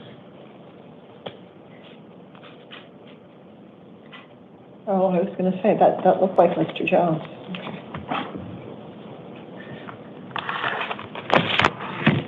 Hello, ma'am. Hi. All right, Mr. Jones, go ahead, state your name for the record. Christopher Jones, And Mr. Jones, what's your date of birth? 4/27/06. Thank you. All right. All right, you are here today because a warrant for your arrest was issued by the state of Kansas. That state wants you back on its warrant. Sir. I got court in Kansas City, in Clay County, Kansas City, Missouri, the 30th. I already talked to my lawyer. He already let me know that I had this active warrant. Okay. All right. Yes, so hold on just a second. Your date of birth is April 27th, 2006, right? Yes, ma'am. Okay.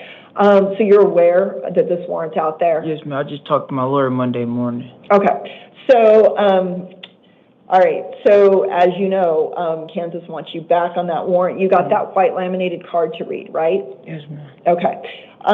Did you read that? Yes, ma'am. Okay. So, you have a choice to make at this point. You can choose to waive your right to an extradition hearing and be sent back to the requesting state within 30 days. Or you can demand an extradition hearing and that a governor's warrant be signed by the governors of both states before you were sent back to the state of Kansas. If you choose to waive your right to an extradition hearing, you would be held non-bondable in Maricopa County Jail for a period of up to 30 days to allow time for the requesting state to come for you. That 30 days would start tomorrow as long as you do not have any criminal charges pending against you anywhere in Arizona. If you do have criminal charges pending against you in Arizona, the 30-day period would not start until those charges are resolved. If you choose to have an extradition hearing, I will set your hearing for July 7th at 1:30 p.m. in the downtown Maricopa County Superior Court. I cannot appoint an attorney to represent you because extradition matters are civil in nature, but you would have the right to hire a lawyer at your own expense if you choose. You are entitled to bail in this case, which in this matter would be a cash bond of $5,000. If you aren't able to post your bail, you would be held in custody during that time or until another judge modifies your bail. A governor's warrant signed by the governors of both states is required to extradite you to Kansas. That could take up to 90 days.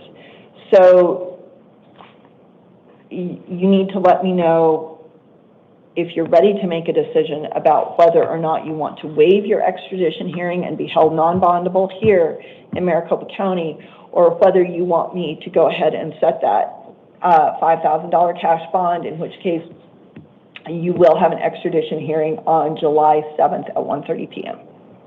July 7th down here? Huh? Down here or in Kansas? Yeah, in Maricopa County. All right. I got to pay the whole $5K or the 10%? The whole 5K. Oh, 5K. What happens if I wait the 30 days down here? I'm sorry, what? What happens if I wait the 30 days? So if you waive the extradition hearing, then you would be held non-bondable here in Maricopa County for a period of up to 90 days to allow Kansas the opportunity to come for you, to come pick you up. If you do not waive the extradition hearing, I will set the bond at $5,000 cash, and you will have a hearing here in Maricopa County on July 7th at 1:30 p.m.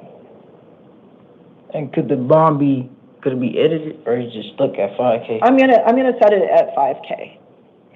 But can it be changed?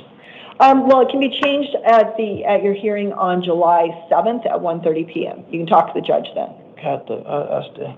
Okay, so I'm going to go ahead and then leave that set for your hearing on July 7th at 1:30. I am setting a hearing. I'm setting cash only appearance bond in the amount of $5,000, and you will have an opportunity to talk to the judge then on July 7th at 1:30 p.m. here in Maricopa County. All right? Yes, ma'am. Officer has your paperwork for you. Hold on a second, man. We just have the seat up, but we'll bring it up. Oh, okay.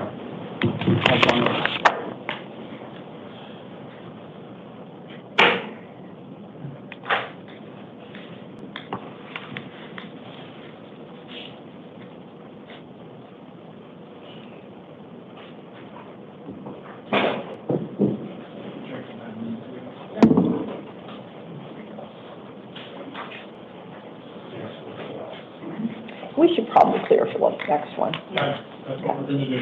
We already discussed. Oh, okay, perfect. Sorry. I'm all lined up and everything. You guys are always on top of it. I appreciate it. Yes, ma'am. As soon as we hear the door shut, we should get the last one over.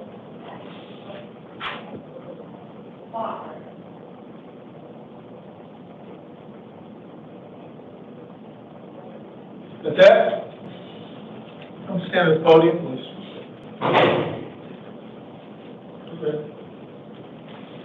Good morning. Good morning, sir. Go ahead, state your name for the record.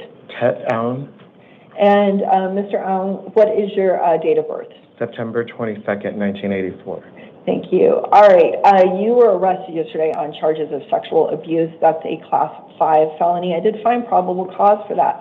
For purposes of appointing you an attorney, I am finding that you are not indigent, so I am not appointing an attorney for you today. You may, of course, retain an attorney at your own expense to represent you. I'm setting 2 hearings in your case, the first on July 8th at 8:30 a.m., and the next one on July 10th at 8:30 a.m., both in the downtown Maricopa County Superior Court. Will you go to those? Absolutely, but I didn't do anything. Okay, so that's one of those things, based upon the information I have, which is the information contained in the Form 4, I am finding that there was probable cause that an assault happened, okay? I'm just making a probable cause finding at this point. You may retain an attorney to represent you in this matter, and you may certainly talk to the judge on July 8th at 8:30 a.m., okay? I do work full-time, but, like, I don't have the means to pay for an attorney at this time, ma'am. Like, and I was literally going home from the gym, and then 2 police officers came, said I did this and that, and I was like, I don't know what you're talking about. Okay. All right, so I am going to release you to pretrial services today, which means you do need to register with pretrial services, and they can do things like remind you of your hearing dates. You probably don't need bus passes, but that's part of what pretrial services do. And they just support you getting to your hearings like you need to do, okay? I will go to the hearings, but this, like, how can somebody just say something and that's what the process is for, okay? So you will be able to talk to the judge on July 8th at 8:30, and like I said, I am finding probable cause today, all right? Yes, ma'am. And may I leave? Yeah, well, like, you can't just walk out the door. There's a process to it. You have to be patient while you go through the process, and you will need to register with pretrial services, okay? Yes, ma'am. All right, go ahead, step left.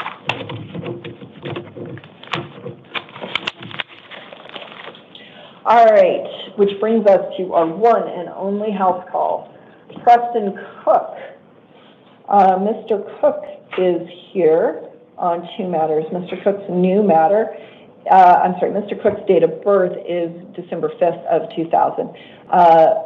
Mr. Cook was arrested yesterday on charges of resisting arrest, a class 6 felony. I did find probable cause for that. I am appointing him an attorney on his new charges. On his new charges, I am setting two hearings, first on June 30th at 8:30, next one on July 2nd at 8:30, both in the downtown Maricopa County Superior Court. I am setting a secured appearance bond on his new charges in the amount of $500. Now, Mr. Cook is also here because he is on probation in CR 2023-132926. In that matter, his new charges would constitute a violation of term 1 of his existing probation. Probation violation matter, I am appointing him an attorney, and I'm setting hearings on June 30th at 8:30 in the downtown Maricopa County Superior Court. I am also setting a secured appearance bond in the probation case in the amount of $250. All right, if anything changes after I talk to Mr. Cook, I will update my written order, and I think that concludes the 8 a.m. initial appearance calendar. We're going to stand in recess until 11 a.m., and then we're going to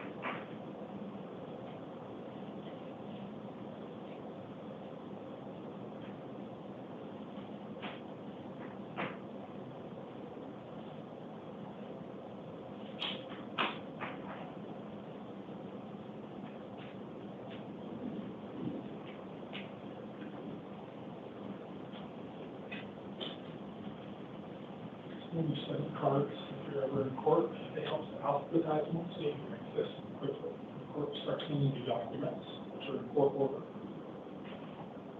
Follow the document before the minutes are called circuit. It has the judge, so you're not running on the judge's document. So, in this case, we're looking for this one. Office right here. Now, she changes on this.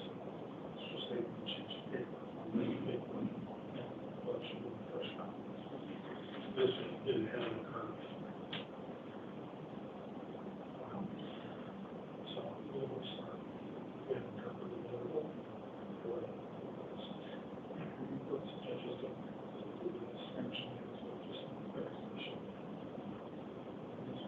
This is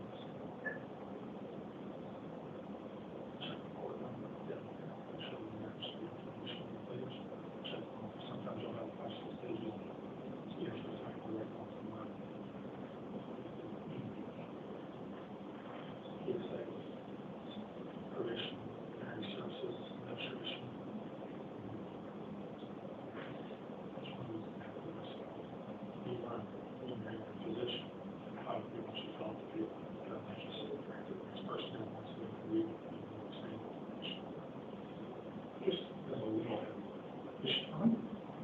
honestly, I didn't know if you needed a set to like trade or anything. No, I'm just, Okay. I just kind of show them, they're here to observe, and so, but them over there, they're not seeing what I'm doing over there, so I might as well just show them what I'm doing. Okay. So I already know these people can't come court, this will be destruction of the metals. I'm not gonna raise them. Keep them in control. I understand, I'm in the short but I don't have the interpreter just yet, so I can let you know when I'm on the agent. Okay. And we'll walk with the judge afterwards. I guess you guys can walk with me. Yep. So you walk with the judge and the judge back.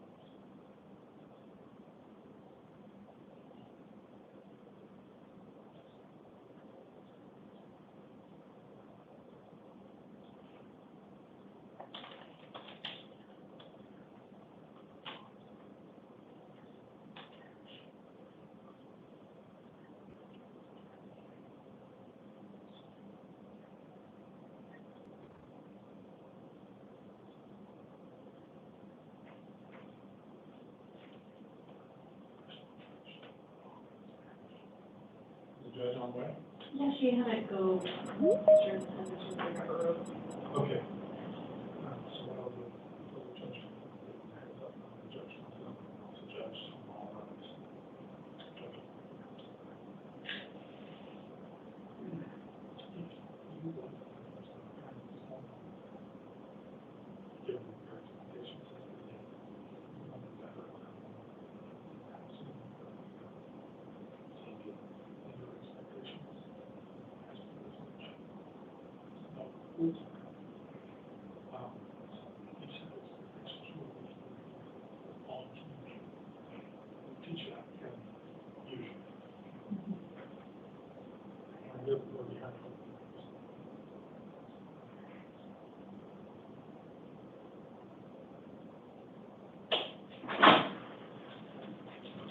All rise. The Honorable Cindy Nanetti now presiding. Interpreter's on? Great. Be seated.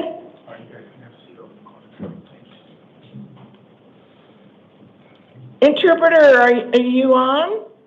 Yes, Your Honor. Good morning. Oh, good morning. Thank you for being so timely. Can you announce for the record? Of course, this is Ricardo Parra, court interpreter. Okay. Good morning. This is the 11 a.m. initial appearance calendar. Buenos días, esta es la lista de comparecencias de las 8 de la mañana.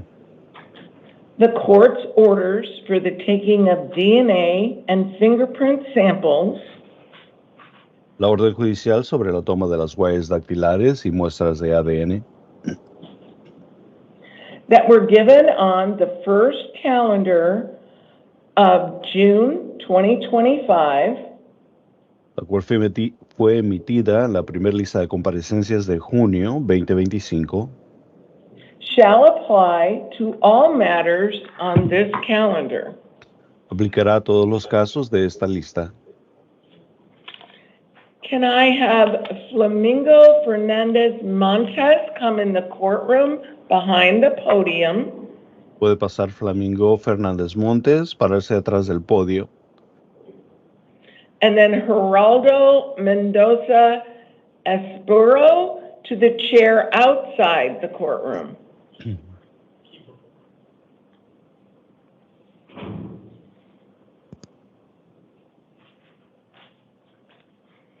Interpreter, can you hear me? I can, Your Honor. Okay, Geraldo Mendoza Espuro to the chair outside the courtroom. Sorry, Your Honor, I didn't realize he was a Spanish speaker. Yeah, we have three. Got it. Fernando Mendoza a la silla de espera, por favor. Gerardo Mendoza Espiro. Okay, sir, state your name and date of birth.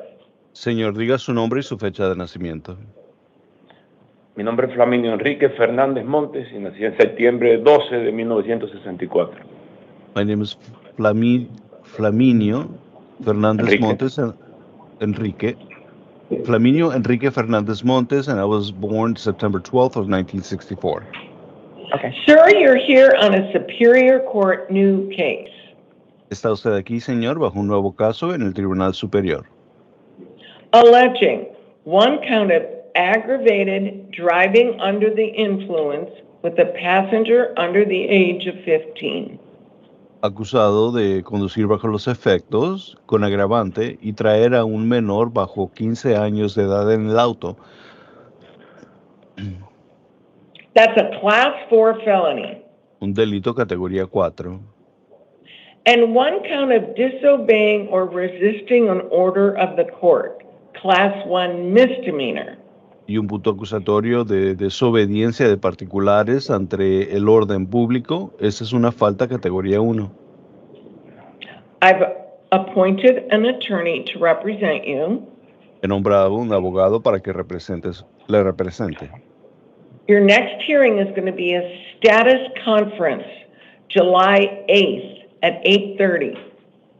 Su siguiente audiencia es una consulta de actualización el 8 de julio a las 8:30.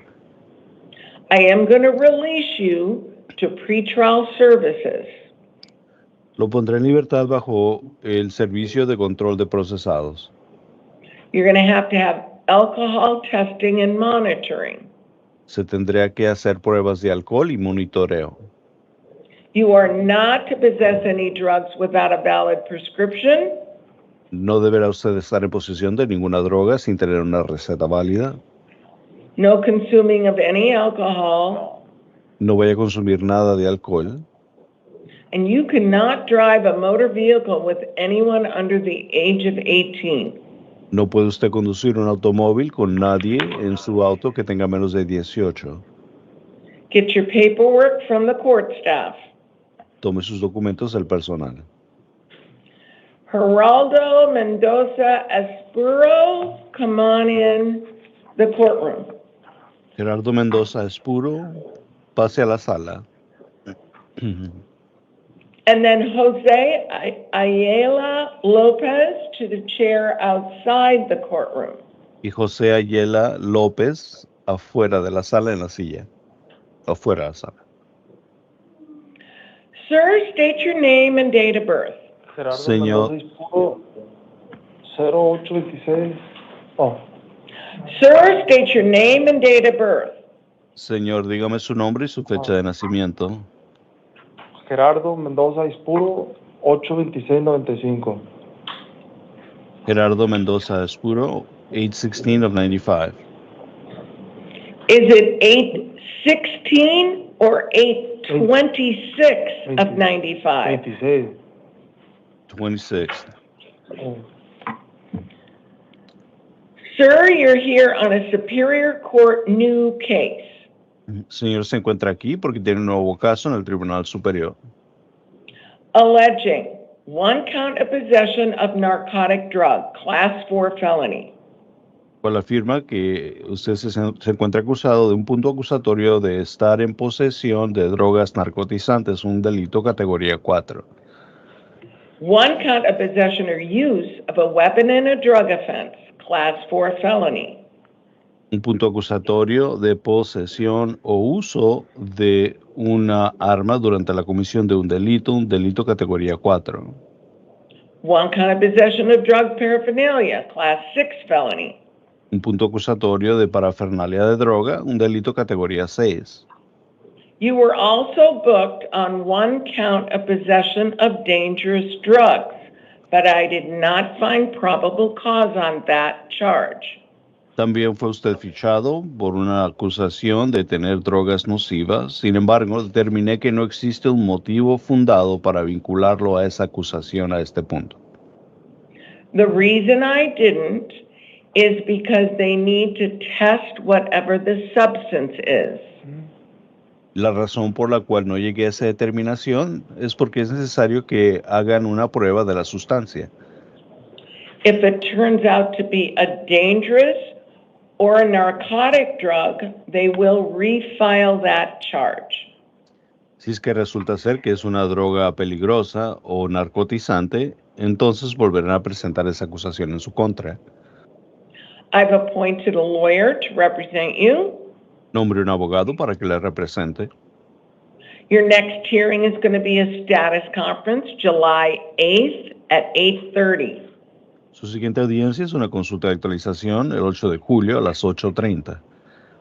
I'm going to release you to pretrial services with drug testing and monitoring. Lo voy a poner en libertad bajo el servicio del control de procesados con monitoreo electrónico y prueba de droga. Absolutely no possessing of any weapons. Do you understand? No voy a estar en posesión absolutamente de ningún tipo de arma. ¿Lo entiende? All right, get your paperwork from the court staff. Bien, tome sus documentos del personal.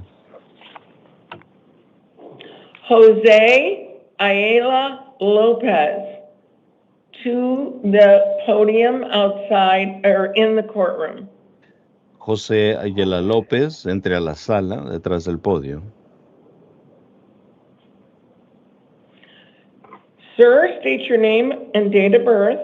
Señor, diga su nombre y su fecha de nacimiento. Mi nombre es José Bernardo Ayala López, mi fecha de nacimiento es 1 de abril 2003. My name is José Bernardo Ayala López. My date of birth is April 1st of 2003. Sir, you're here on a Superior Court new case. Señor, se encuentra aquí en un nuevo caso ante el Tribunal Superior. Alleging one count of possession of a weapon by a prohibited person, class 4 felony. El cual afirma de que usted estaba en posesión de un arma por una persona inhabilitada, un delito categoría 4. And one count of failure to admit carrying a deadly weapon, class 1 misdemeanor. Y un punto acusatorio de no admitir que portaba un arma mortífera, una falta categoría 1. I've appointed a lawyer to represent you. Nombre un licenciado para que lo represente. Your next hearing will be a status conference, June 30th at 8:30. Su siguiente audiencia es una consulta de actualización el día junio 30 a las 8:30. I've set a $25,000 bond. He fijado una fianza en la cantidad de $25,000. You are not to possess any weapons, understood? Usted no debe estar en posesión de ningún tipo de arma, ¿lo entiende? Sí. Get Yes. your paperwork from the court staff. Tome sus papeles del personal. Y me voy. Interpreter, could you see if anyone else needs your services, and if they do so, have them raise their hand? Of course, thank you. Buenos días, soy el intérprete judicial. Si necesita asistencia en español en esta audiencia, levante su mano, le vamos a ayudar. Levanta las manos, deseo un interpreter en español. ¿Corte? Te llamo, por favor. Benito. Interpreter, it looks like we have another one that Yes. wants your wants your excellent services. Is it Benito? It's Benito, yes. Okay, Benito Reyes, come on in. Pase, Benito Reyes. Sir, go behind the podium. Señor, párese atrás del podio. State your name and date of birth. Diga su nombre y fecha de nacimiento. Benito Díaz Reyes. Primero 11-5-6. Benito Díaz Reyes, the first, 11-5-6. Sir, you're here on a Superior Court probation violation warrant.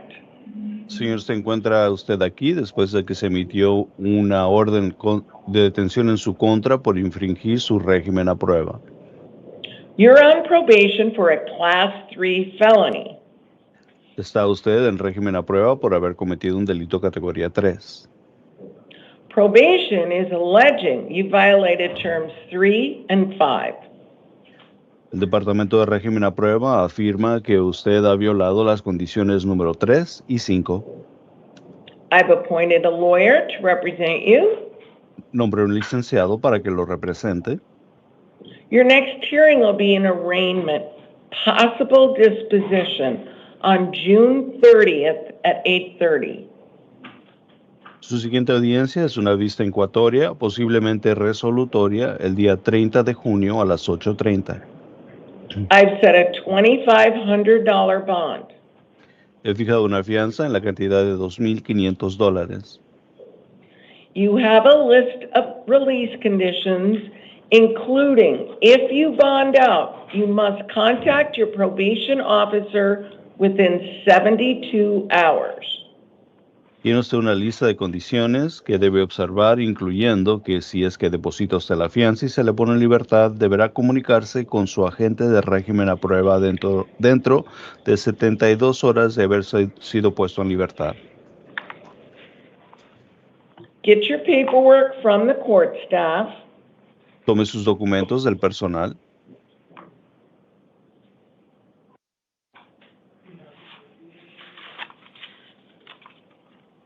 You can go back in to the holding area.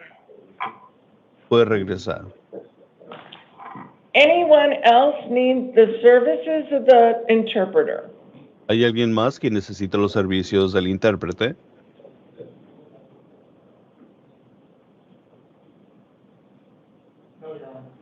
Okay. Thank you so much. I know you had to leave by 11:30. Hopefully we got you done. You did. Thank you so much, Your Honor. Okay. Thank you. You bet. Bye-bye.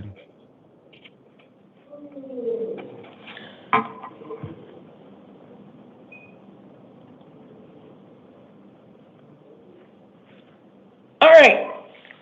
For the rest of you, I'm going to call you in individually like you just saw. You're going to stand behind the podium, okay? I'm going to ask you for your name and date of birth. I will tell you what you've been booked on and whether an attorney has been appointed to represent you.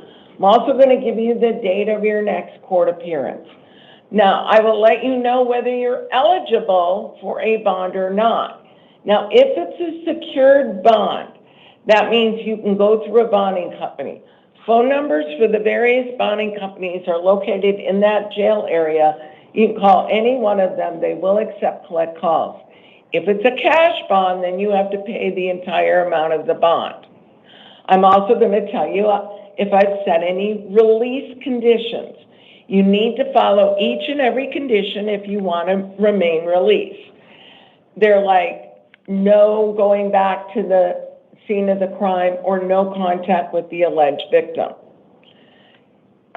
Let me remind you, if you've been ordered by a court not to have contact with a victim and then you do so, you may be charged with an additional felony. Now, when you come into the courtroom, please be aware, this is all being video recorded. So do not talk about the facts of your case, as you have the right to remain silent. The purpose of this hearing is to determine whether you're eligible for a bond or not. That decision is based on your past criminal history, any failures to appear, the nature of the charges, and Arizona law. It's not based on personal information, so don't go into that. All right, let's have Anthony Martinez come into the courtroom and Frederick Polaha to the chair outside the courtroom.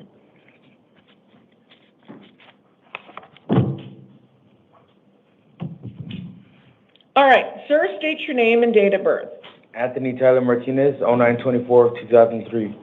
All right, sir, you have two matters. We'll take them one at a time. The first one is a failure to appear warrant.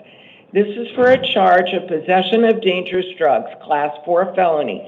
This allegedly occurred October 24th of 2024. You already were appointed a lawyer to represent you. Your next hearing will be a status conference, June 30th at 8:30. And when you didn't go to court, the judge set your bond at $500. Now you have a second matter, and this is a Superior Court new case. This alleges one kind of burglary in the second degree. It's class 3 felony. I've appointed a lawyer to represent you. Your next hearing will be a status conference on June 27th at 8:30. Now, Arizona has a criminal rule of procedure. It's 4.2A7A. And basically what it says is if you're out on release on a felony, like you were on the first charge, you allegedly commit another felony, you can't be released. You're non-bailable. But you do get a chance to challenge that with the help of your attorney. That's going to be at an evidentiary hearing on June the 30th at 1:30. Okay? Get your paperwork So from that means I'm not bondable? You're not bondable. But you do have a chance to challenge that. That's going to be on June 30th at 1:30. You should talk to your attorney about that, okay? All right, get your paperwork from the court staff. Frederick Palhala, come on in. And Starcellus Simpson to the chair outside the courtroom. Sir, state your name and date of birth. Good morning, Frederick Polaha II, July 15th, 1979. Sorry about that, my arms are cold. That's all right. You've got a Cochise County Superior Court warrant for aggravated assault. That's a felony. It looks like you're on probation for that case. Correct. Now, you would be eligible for a court-appointed attorney, but I can't do that in Maricopa County. They're going to have to do that in Cochise County. Right. All right? Your next hearing is going to be an arraignment, June 26th, 3 days, at 8:30. And pursuant to Arizona Criminal Rule of Procedure 7.2C, the judge there ordered that you be held non-bailable. Okay. So they will probably have to come get you. Okay. Okay. So do they have 10 days to come get me on an extradition?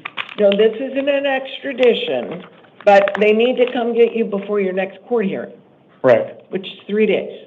3 days? Okay. Mhm. All right. All right, get your paperwork. Where is it? Starcellus Simpson, come on in. Letef Valenzuela to the chair outside the courtroom. Good morning. Good morning. State your name and date of birth. Starcellus Simpson, 52702.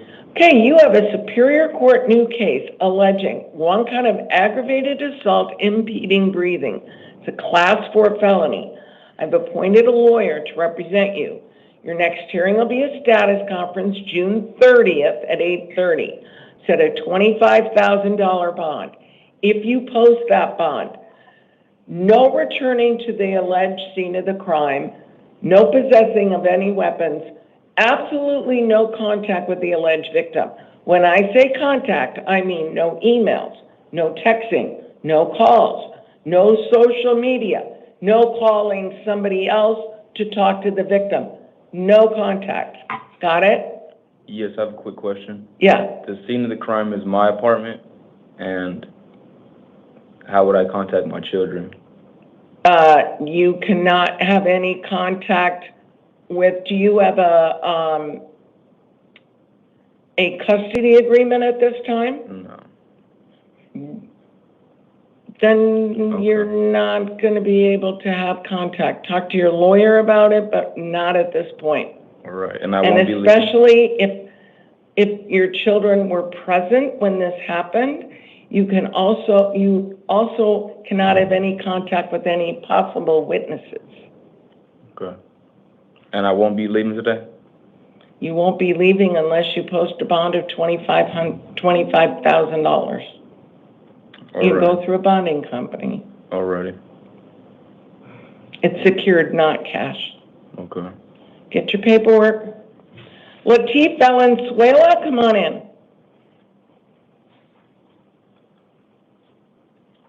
And Laura Ramirez to the chair outside the courtroom. Laura Ramirez. Sir, state your name and date of birth. Latif Anthony Valenzuela, 22688. All right, you have a grand jury warrant, which means grand jurors met, they heard testimony, they found probable cause on one count of transportation or sale of narcotic drug, class 2 felony. This allegedly occurred July 3rd of 2024. I've appointed a lawyer to represent you. Your next hearing is going to be an arraignment July 1st at 8:30. The grand jury judge set your bond at $25,000. If you post that bond, you must contact your probation officer within 72 hours. Got it? Yeah. All right, get your paperwork. Laura Ramirez, come on in. Jason James to the chair outside the courtroom.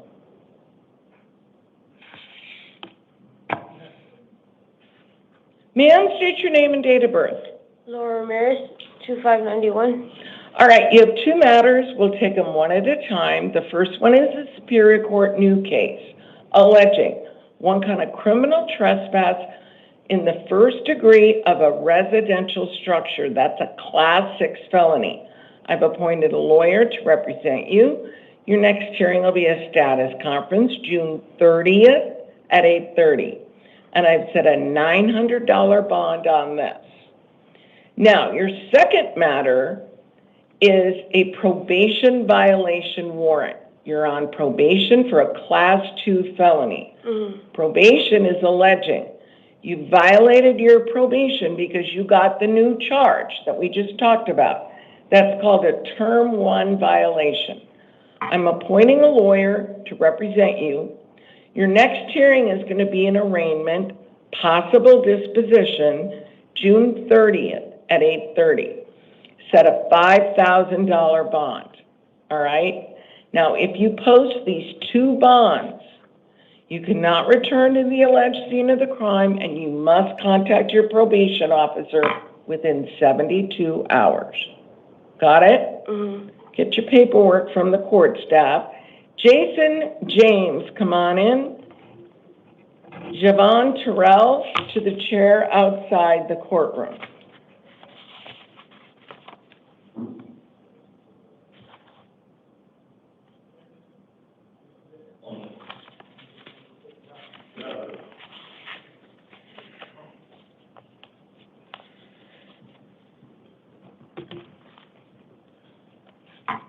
All right, sir, state your name and date of birth. Jason, 110598. Okay, speak up, I can't hear you. Jason, 110598. Jason James, and your date of birth is what? 110598. Got it. All right, you have three matters. The first one is a Superior Court new case alleging one kind of theft of means of transportation, class 3 felony, one kind of possession of narcotic drug, class 4 felony, one kind of unlawful flight from law enforcement, class 5 felony, one kind of possession of drug paraphernalia, class 6 felony. I've appointed a lawyer to represent you.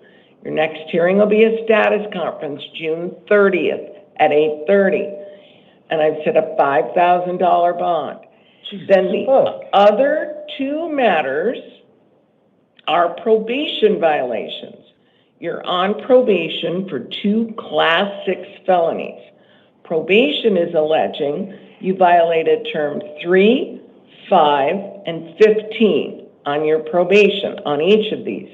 I've appointed a lawyer to represent you. Your next hearing will be an arraignment, possible disposition, June 30th at 8:30. I've set a $500 bond on each of the probation violations. If you post these 3 bonds, you must contact your probation officer within 72 hours. Get your paperwork from the court staff.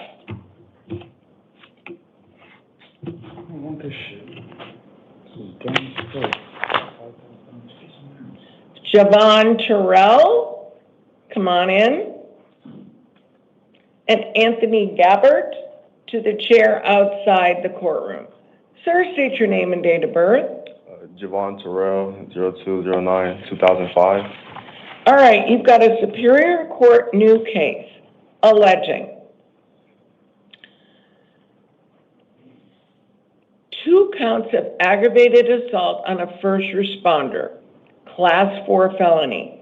Now, they also had charged you with the same offense, aggravated assault on a first responder, as a Class 2 felony, which is higher, right?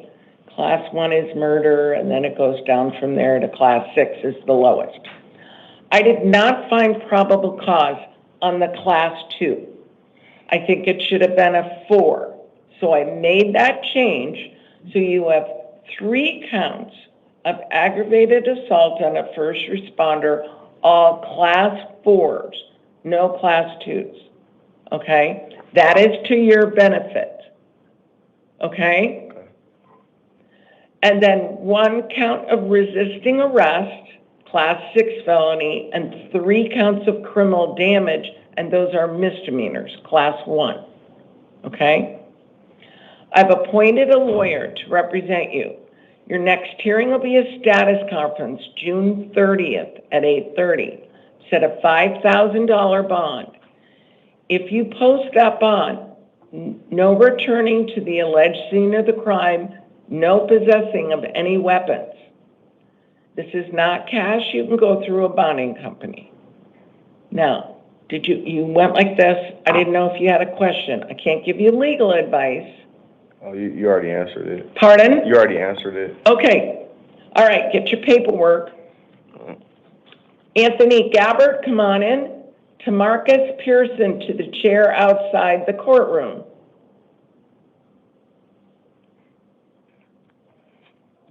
Sir, state your name and date of birth. Anthony Gabbert, 1984, December 10th.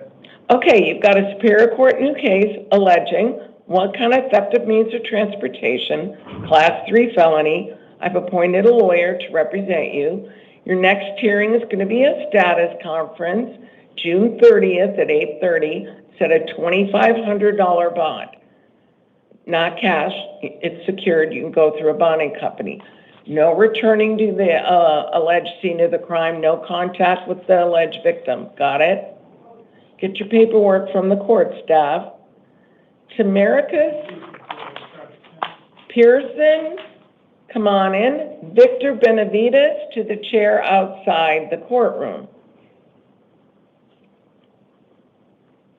Sir, state your name and date of birth. Marcus LeVar Pearson, May 29, 1981. All right, you have a family court warrant. This is not a criminal matter.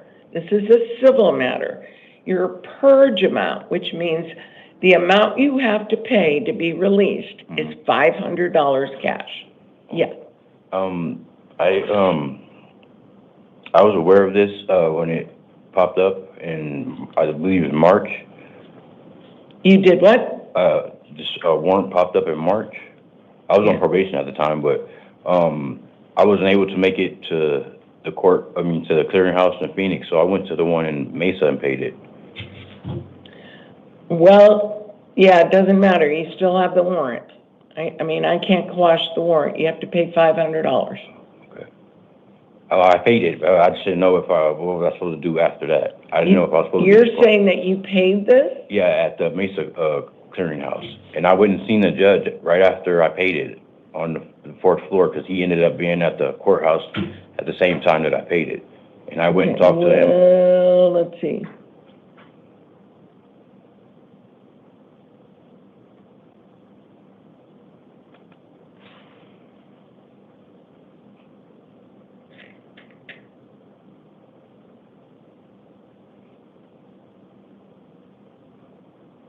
Did you pay it on that day in March?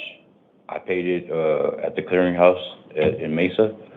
No, I know, but what day did you say you paid it? I would say it was probably the last week of March. The last week of March, yes.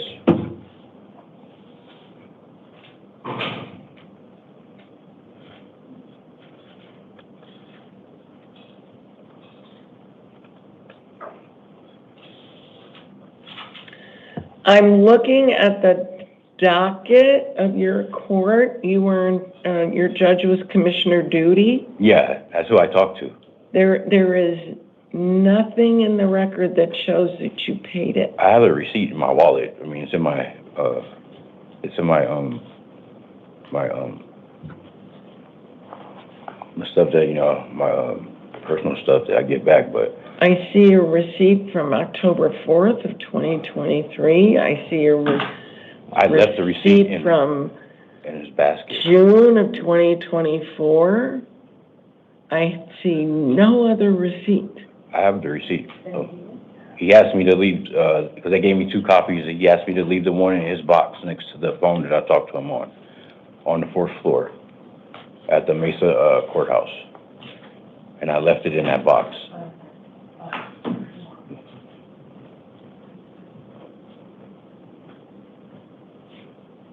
They even had to call down to the courthouse from Mesa to... Okay, go have a seat. We're going to see if we can get a hold of Judge Duty's courtroom, okay? Okay.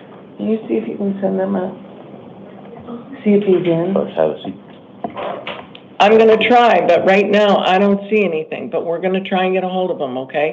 Go have a seat over there. Okay, thank you. Victor Benavides, come on in, and Ashley Nelson to the chair outside the courtroom.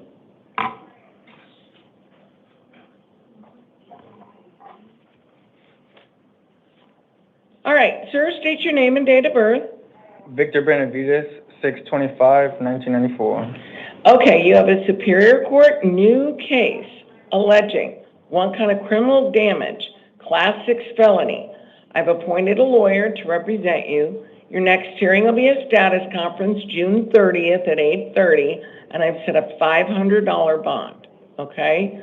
No returning to the alleged scene of the crime and no contact with the alleged victim. Got it? Get your paperwork from the court staff. Yeah, they'll bring it to you, okay? Thank you, they'll bring it to you. Ashley Nelson, come on in.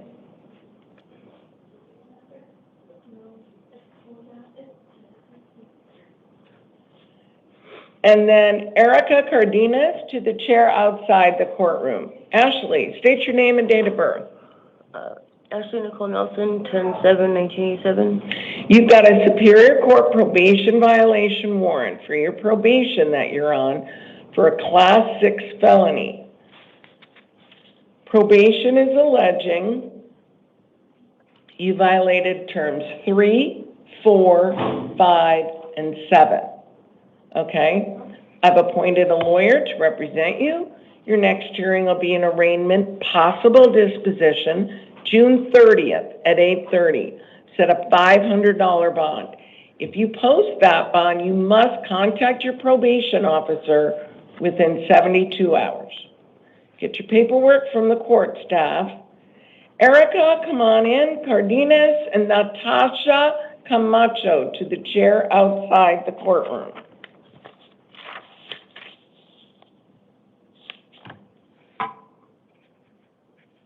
State your name and date of birth. Erica Cardenas, 6/17/97. All right, you have 3 matters. They're all probation violations. You are on probation for 1 Class 4 felony and 2 Class 6 felonies. You failed to appear on all 3 of these for your probation hearing. Probation is alleging you violated term 3, 4, 5, 7, and 15 on all 3 of these. You already were appointed a court-appointed lawyer. Your next hearing is going to be a status conference June 30th at 9:30. And the judge set your bond at $500 each when you fail to go to court. So you have a $1,500 bond. If you post that, you must contact your probation officer within 72 hours. Get your paperwork from the court staff. Natasha Camacho, come on in. Lisa Santana to the chair outside the courtroom. State your name and date of birth. Natasha Camacho, 9/30/83. You have a probation violation warrant for your probation that you're on for a Class 1 misdemeanor. Probation is alleging you violated term 3, 4, 5, and 7. I've appointed a lawyer to represent you. Your next hearing will be an arraignment, possible disposition, June 30th at 8:30. I set a $250 bond. Now, if you post that, you must contact your probation officer within 72 hours. Okay? So if my bond's posted today, I can get out and then just contact? Within 72 hours, Okay. yep. Okay. All right, get your paperwork. Lisa, come on in. Rena Rose Gonzalez to the chair outside the courtroom. State your name and date of birth. Lisa Santana, 7/21/79. All right, you've got a Superior Court new case alleging 1 count of possession for sale of dangerous drugs. That's a Class 2 felony. I did not find probable cause on it. Thank you. But let me tell you why. They did not test whatever substance it is. If they test it and it turns out to be a dangerous or narcotic drug, they can refile it. So with that in mind, I am going to appoint you an attorney. Thank you. I'm going to give you a court date. It's going to be a status conference. You need to go to it unless you hear otherwise. Okay. July 8th at 8:30. But I can't give you any release conditions or anything because there was no probable cause. Okay? Okay. So is that, oh, okay, okay. All right? Get your paperwork. So how do I go home? It'll be up to court staff. Yeah, she does have a hearing. You're going to have a hearing. Does it say? It's a status conference, July 8th, right? Yeah, and then the preliminary is on the 2nd. Yeah, that's only if they decide to file it. So I have to wait here to find out if they'll let me leave, or? What are you asking? I have to stay here until I see if they can go home, or to go home today? You're going to be released. I don't know how long. That's up to the jail staff, how long it, okay? Thank you. All right. Sorry, I just saw the other date on it. Yeah, I only do that. I never do that because they may or may not go. Yeah. Rena Rose Gonzalez, come on in, and Jameer Hollins Fletcher to the chair outside the courtroom. State your name and date of birth. Rihanna Rose Gonzalez, 9/19/2006. Okay, you have a Justice Court new case alleging 1 count of reckless driving, Class 2 misdemeanor, 1 count of exceeding the speed limit by 20 to 45 miles per hour, Class 3 misdemeanor. You're not entitled to a court-appointed lawyer due to the nature of the charge. Your next hearing is going to be an arraignment July 10th at 8:30.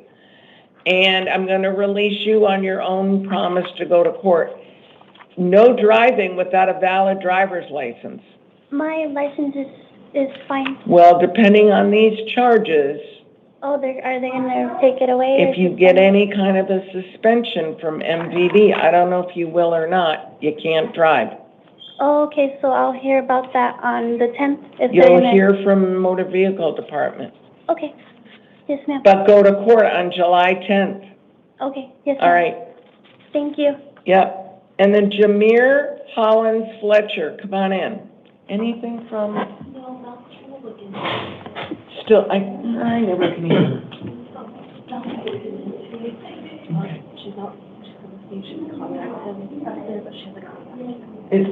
That one of our staff is going to? Okay, no problem. Sir, state your name and date of birth. Jameer Hollins Fletcher, 09/10/2002. You've got a municipal court new case alleging one kind of disobeying or resisting an order of the court, class 1 misdemeanor. You're not entitled to a court-appointed lawyer due to the nature of the charge. Your next hearing is going to be an arraignment, July 10th at 9 a.m. I am going to release you. Now, the police officer wrote a summary, okay, about maybe the person who got the order of protection may want to go to court and quash it. Let me finish and then I'll give you an opportunity. Now, that is up to the court. Because they want to quash it doesn't necessarily mean the court will. But if they do, then you're fine. You still have this charge, but you got to make sure that it's quashed. Okay. Got it? Yep. Now, what's your question? So before I got here, the officer kind of gave me like a date to meet a judge on a Zoom call. They did what? She gave me a date to meet a judge on a Zoom call, the 29th. So I was wondering, do I still have to like attend to that? Was there another charge that you had? Nah, she just... Did you have a warrant or something? Nah, she just told me I had to have a Zoom meeting with a judge on the 29th before I got transferred over here. The 29th of what? This month. Did they give you paperwork? Yeah, I think it was with my phone and stuff, actually. It was with your what? I think it's with my phone and stuff, actually, because she gave me like an ID number to join the Zoom call and all that. So So you got another charge, another citation. So you got to follow that too. Okay. Okay? All right. Okay. Thank you. Yep.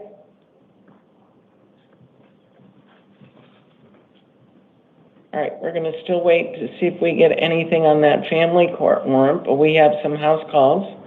Why is Jeremiah Elders a house call? Well, Jeremiah Elders is exhibiting bizarre behavior and it was a disruption, so he got himself placed in an ICEMAN. Okay, Jeremiah Allen Elders, date of birth 4/5 of 90. He's got a failure to appear bench warrant on one count of possession of dangerous drugs, class 4 felony.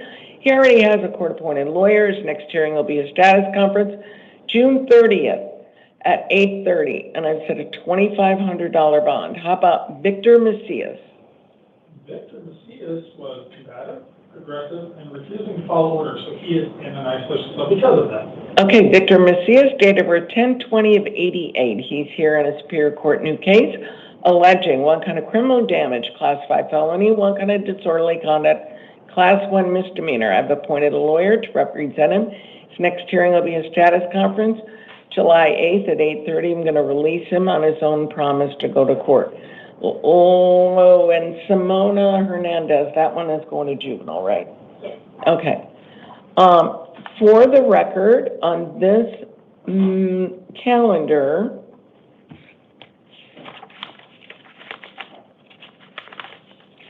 I received police report number 2025-0000917641 from the Phoenix Police Department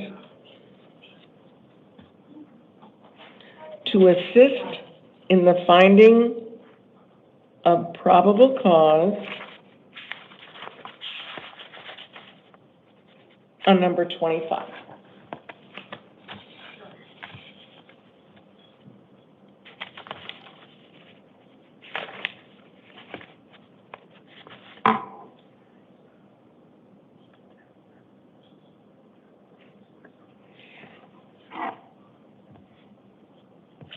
Is there any way, if he has a receipt, to get in property? You know what, I was gonna say, if you wanna wait, I will run out there and grab it and look and tear it open and see. You wanna do that? Yeah, I mean, I don't, that's too much for you. I mean, that's not part of your job, but yeah, if you could do that. I mean, we're trying to find out.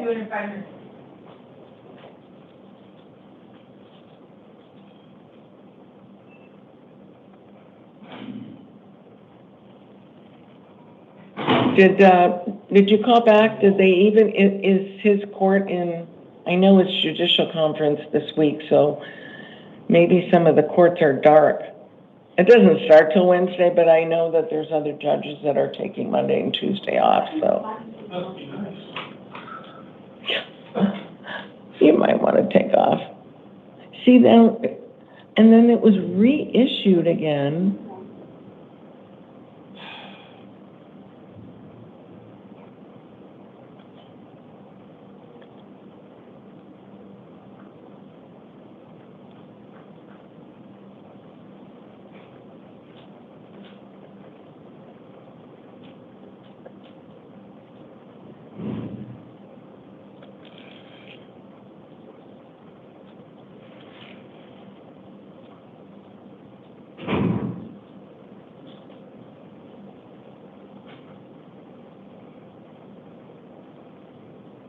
Yeah, see now, you can see there's the receipt here, receipt there, but after this is issued, there's no receipt, and in fact, they reissued it. So. Not on the phone with the clearing. She's still trying to figure out, he does have time if you want to move it, where we can meet. Well, we can wait until she gets, will it take that long to find? If not, I'll just bump it, if the clearinghouse knows. Okay, I'll wait until she. Because the clearinghouse will have the best information. She said it's been flagged to the Attorney General office. Yeah, they do the child support, but we'll just see. If there's a receipt in there, if there's not, then I'm.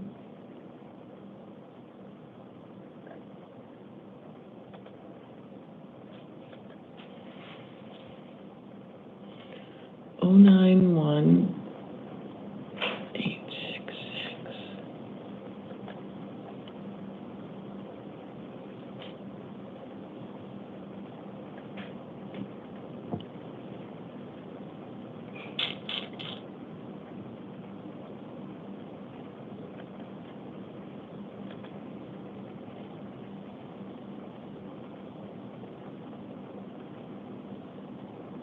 She said that they put her on hold, they're looking into it. Okay. Okay.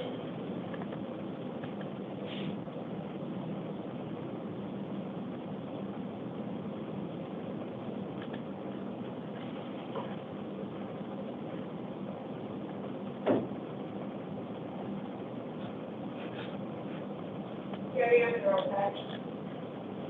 10-4. She's on her way down. She's on her way down. Okay, great. Did she say whether she found it? She said she's on her way with that, her exact words.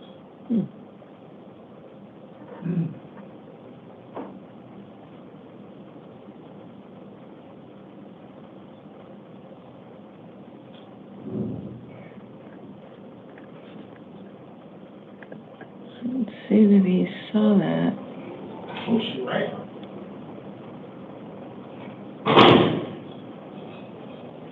Got company now.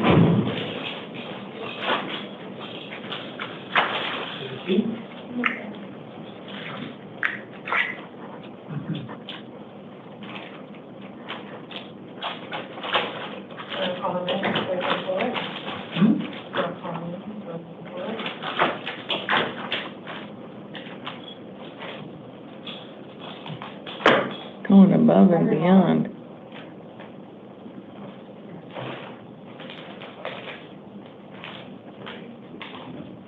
Okay, that's where he put it.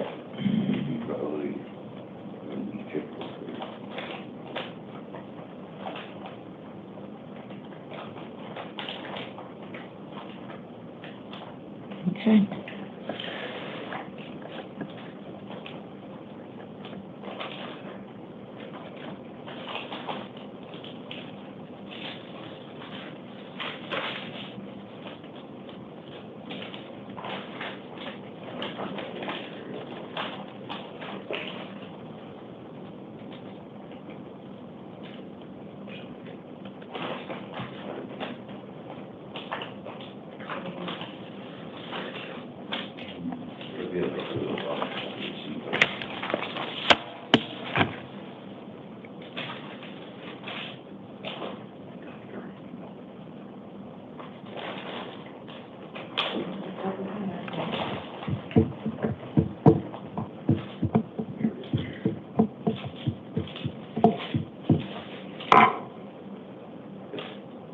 McCollum back in the back, please.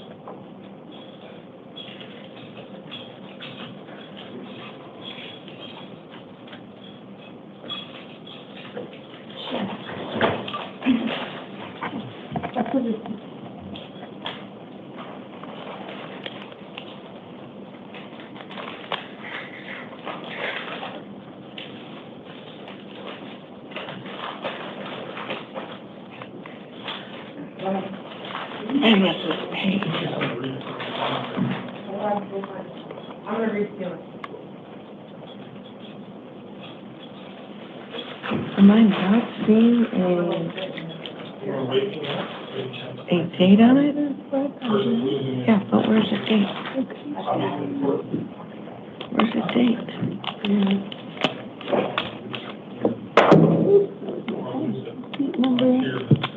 I wonder if it was there, because it looks like his date, if you photocopy it and make it darker, you can see things, but I can't. see Date, yeah. 5. I didn't know. It looks like 2025.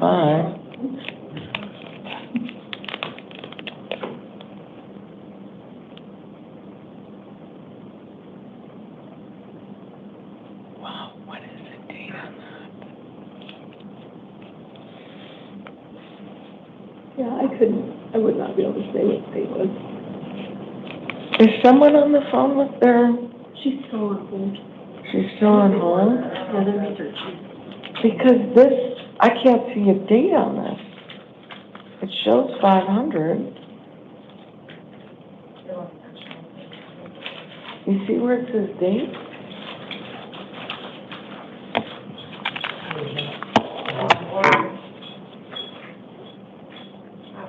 For 11/2025. What does it say? For 11/2025. How did you read that? I reflected it. Oh, okay. Using the lighting, yeah. Because you bent it a certain way, you could have. And that's not documented in there. So let's do this. Can we hold him? I'm moving to the 2. Sure. But I might, if you can, move him in earlier and get him out of here if that's true. All right, let's do that. I want to verify that, but there is nothing in the, You want to make a photocopy? yeah, we may not have to put that in the record. Why don't you take a quick photocopy of this then, so you guys have a copy? Because that should have an account number on it and a transaction number too. Yeah, it should. All of these. Just thinking. All right, here's this. He's very lucky he had you two today. So we will go do our house calls. I mean, if you guys get busy and we can't bring them in till the 2, we can bring them in till the 2, but, at least you guys, yeah, I appreciate it. So there's, you copy that? First time I've ever had that. How many do we have? 4.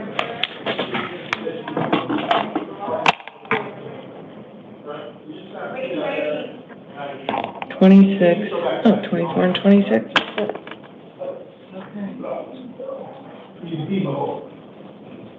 All right, you two want to come with the, on the You house guys call? have any questions? No? Okay.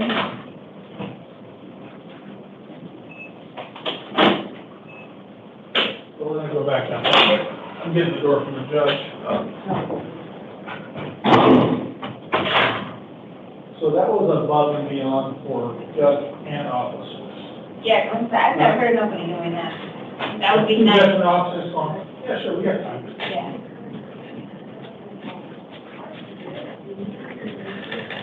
Right. Gotta keep the ball, so. Yeah, I thought for sure you were gonna look at it. She could always send that over to them, like, look, this is copy. Transaction number, dollar amount, date on that. Well, and the other thing is it's extremely important. He works on his job. So, I think that was all we had. Above and beyond. I think it's a little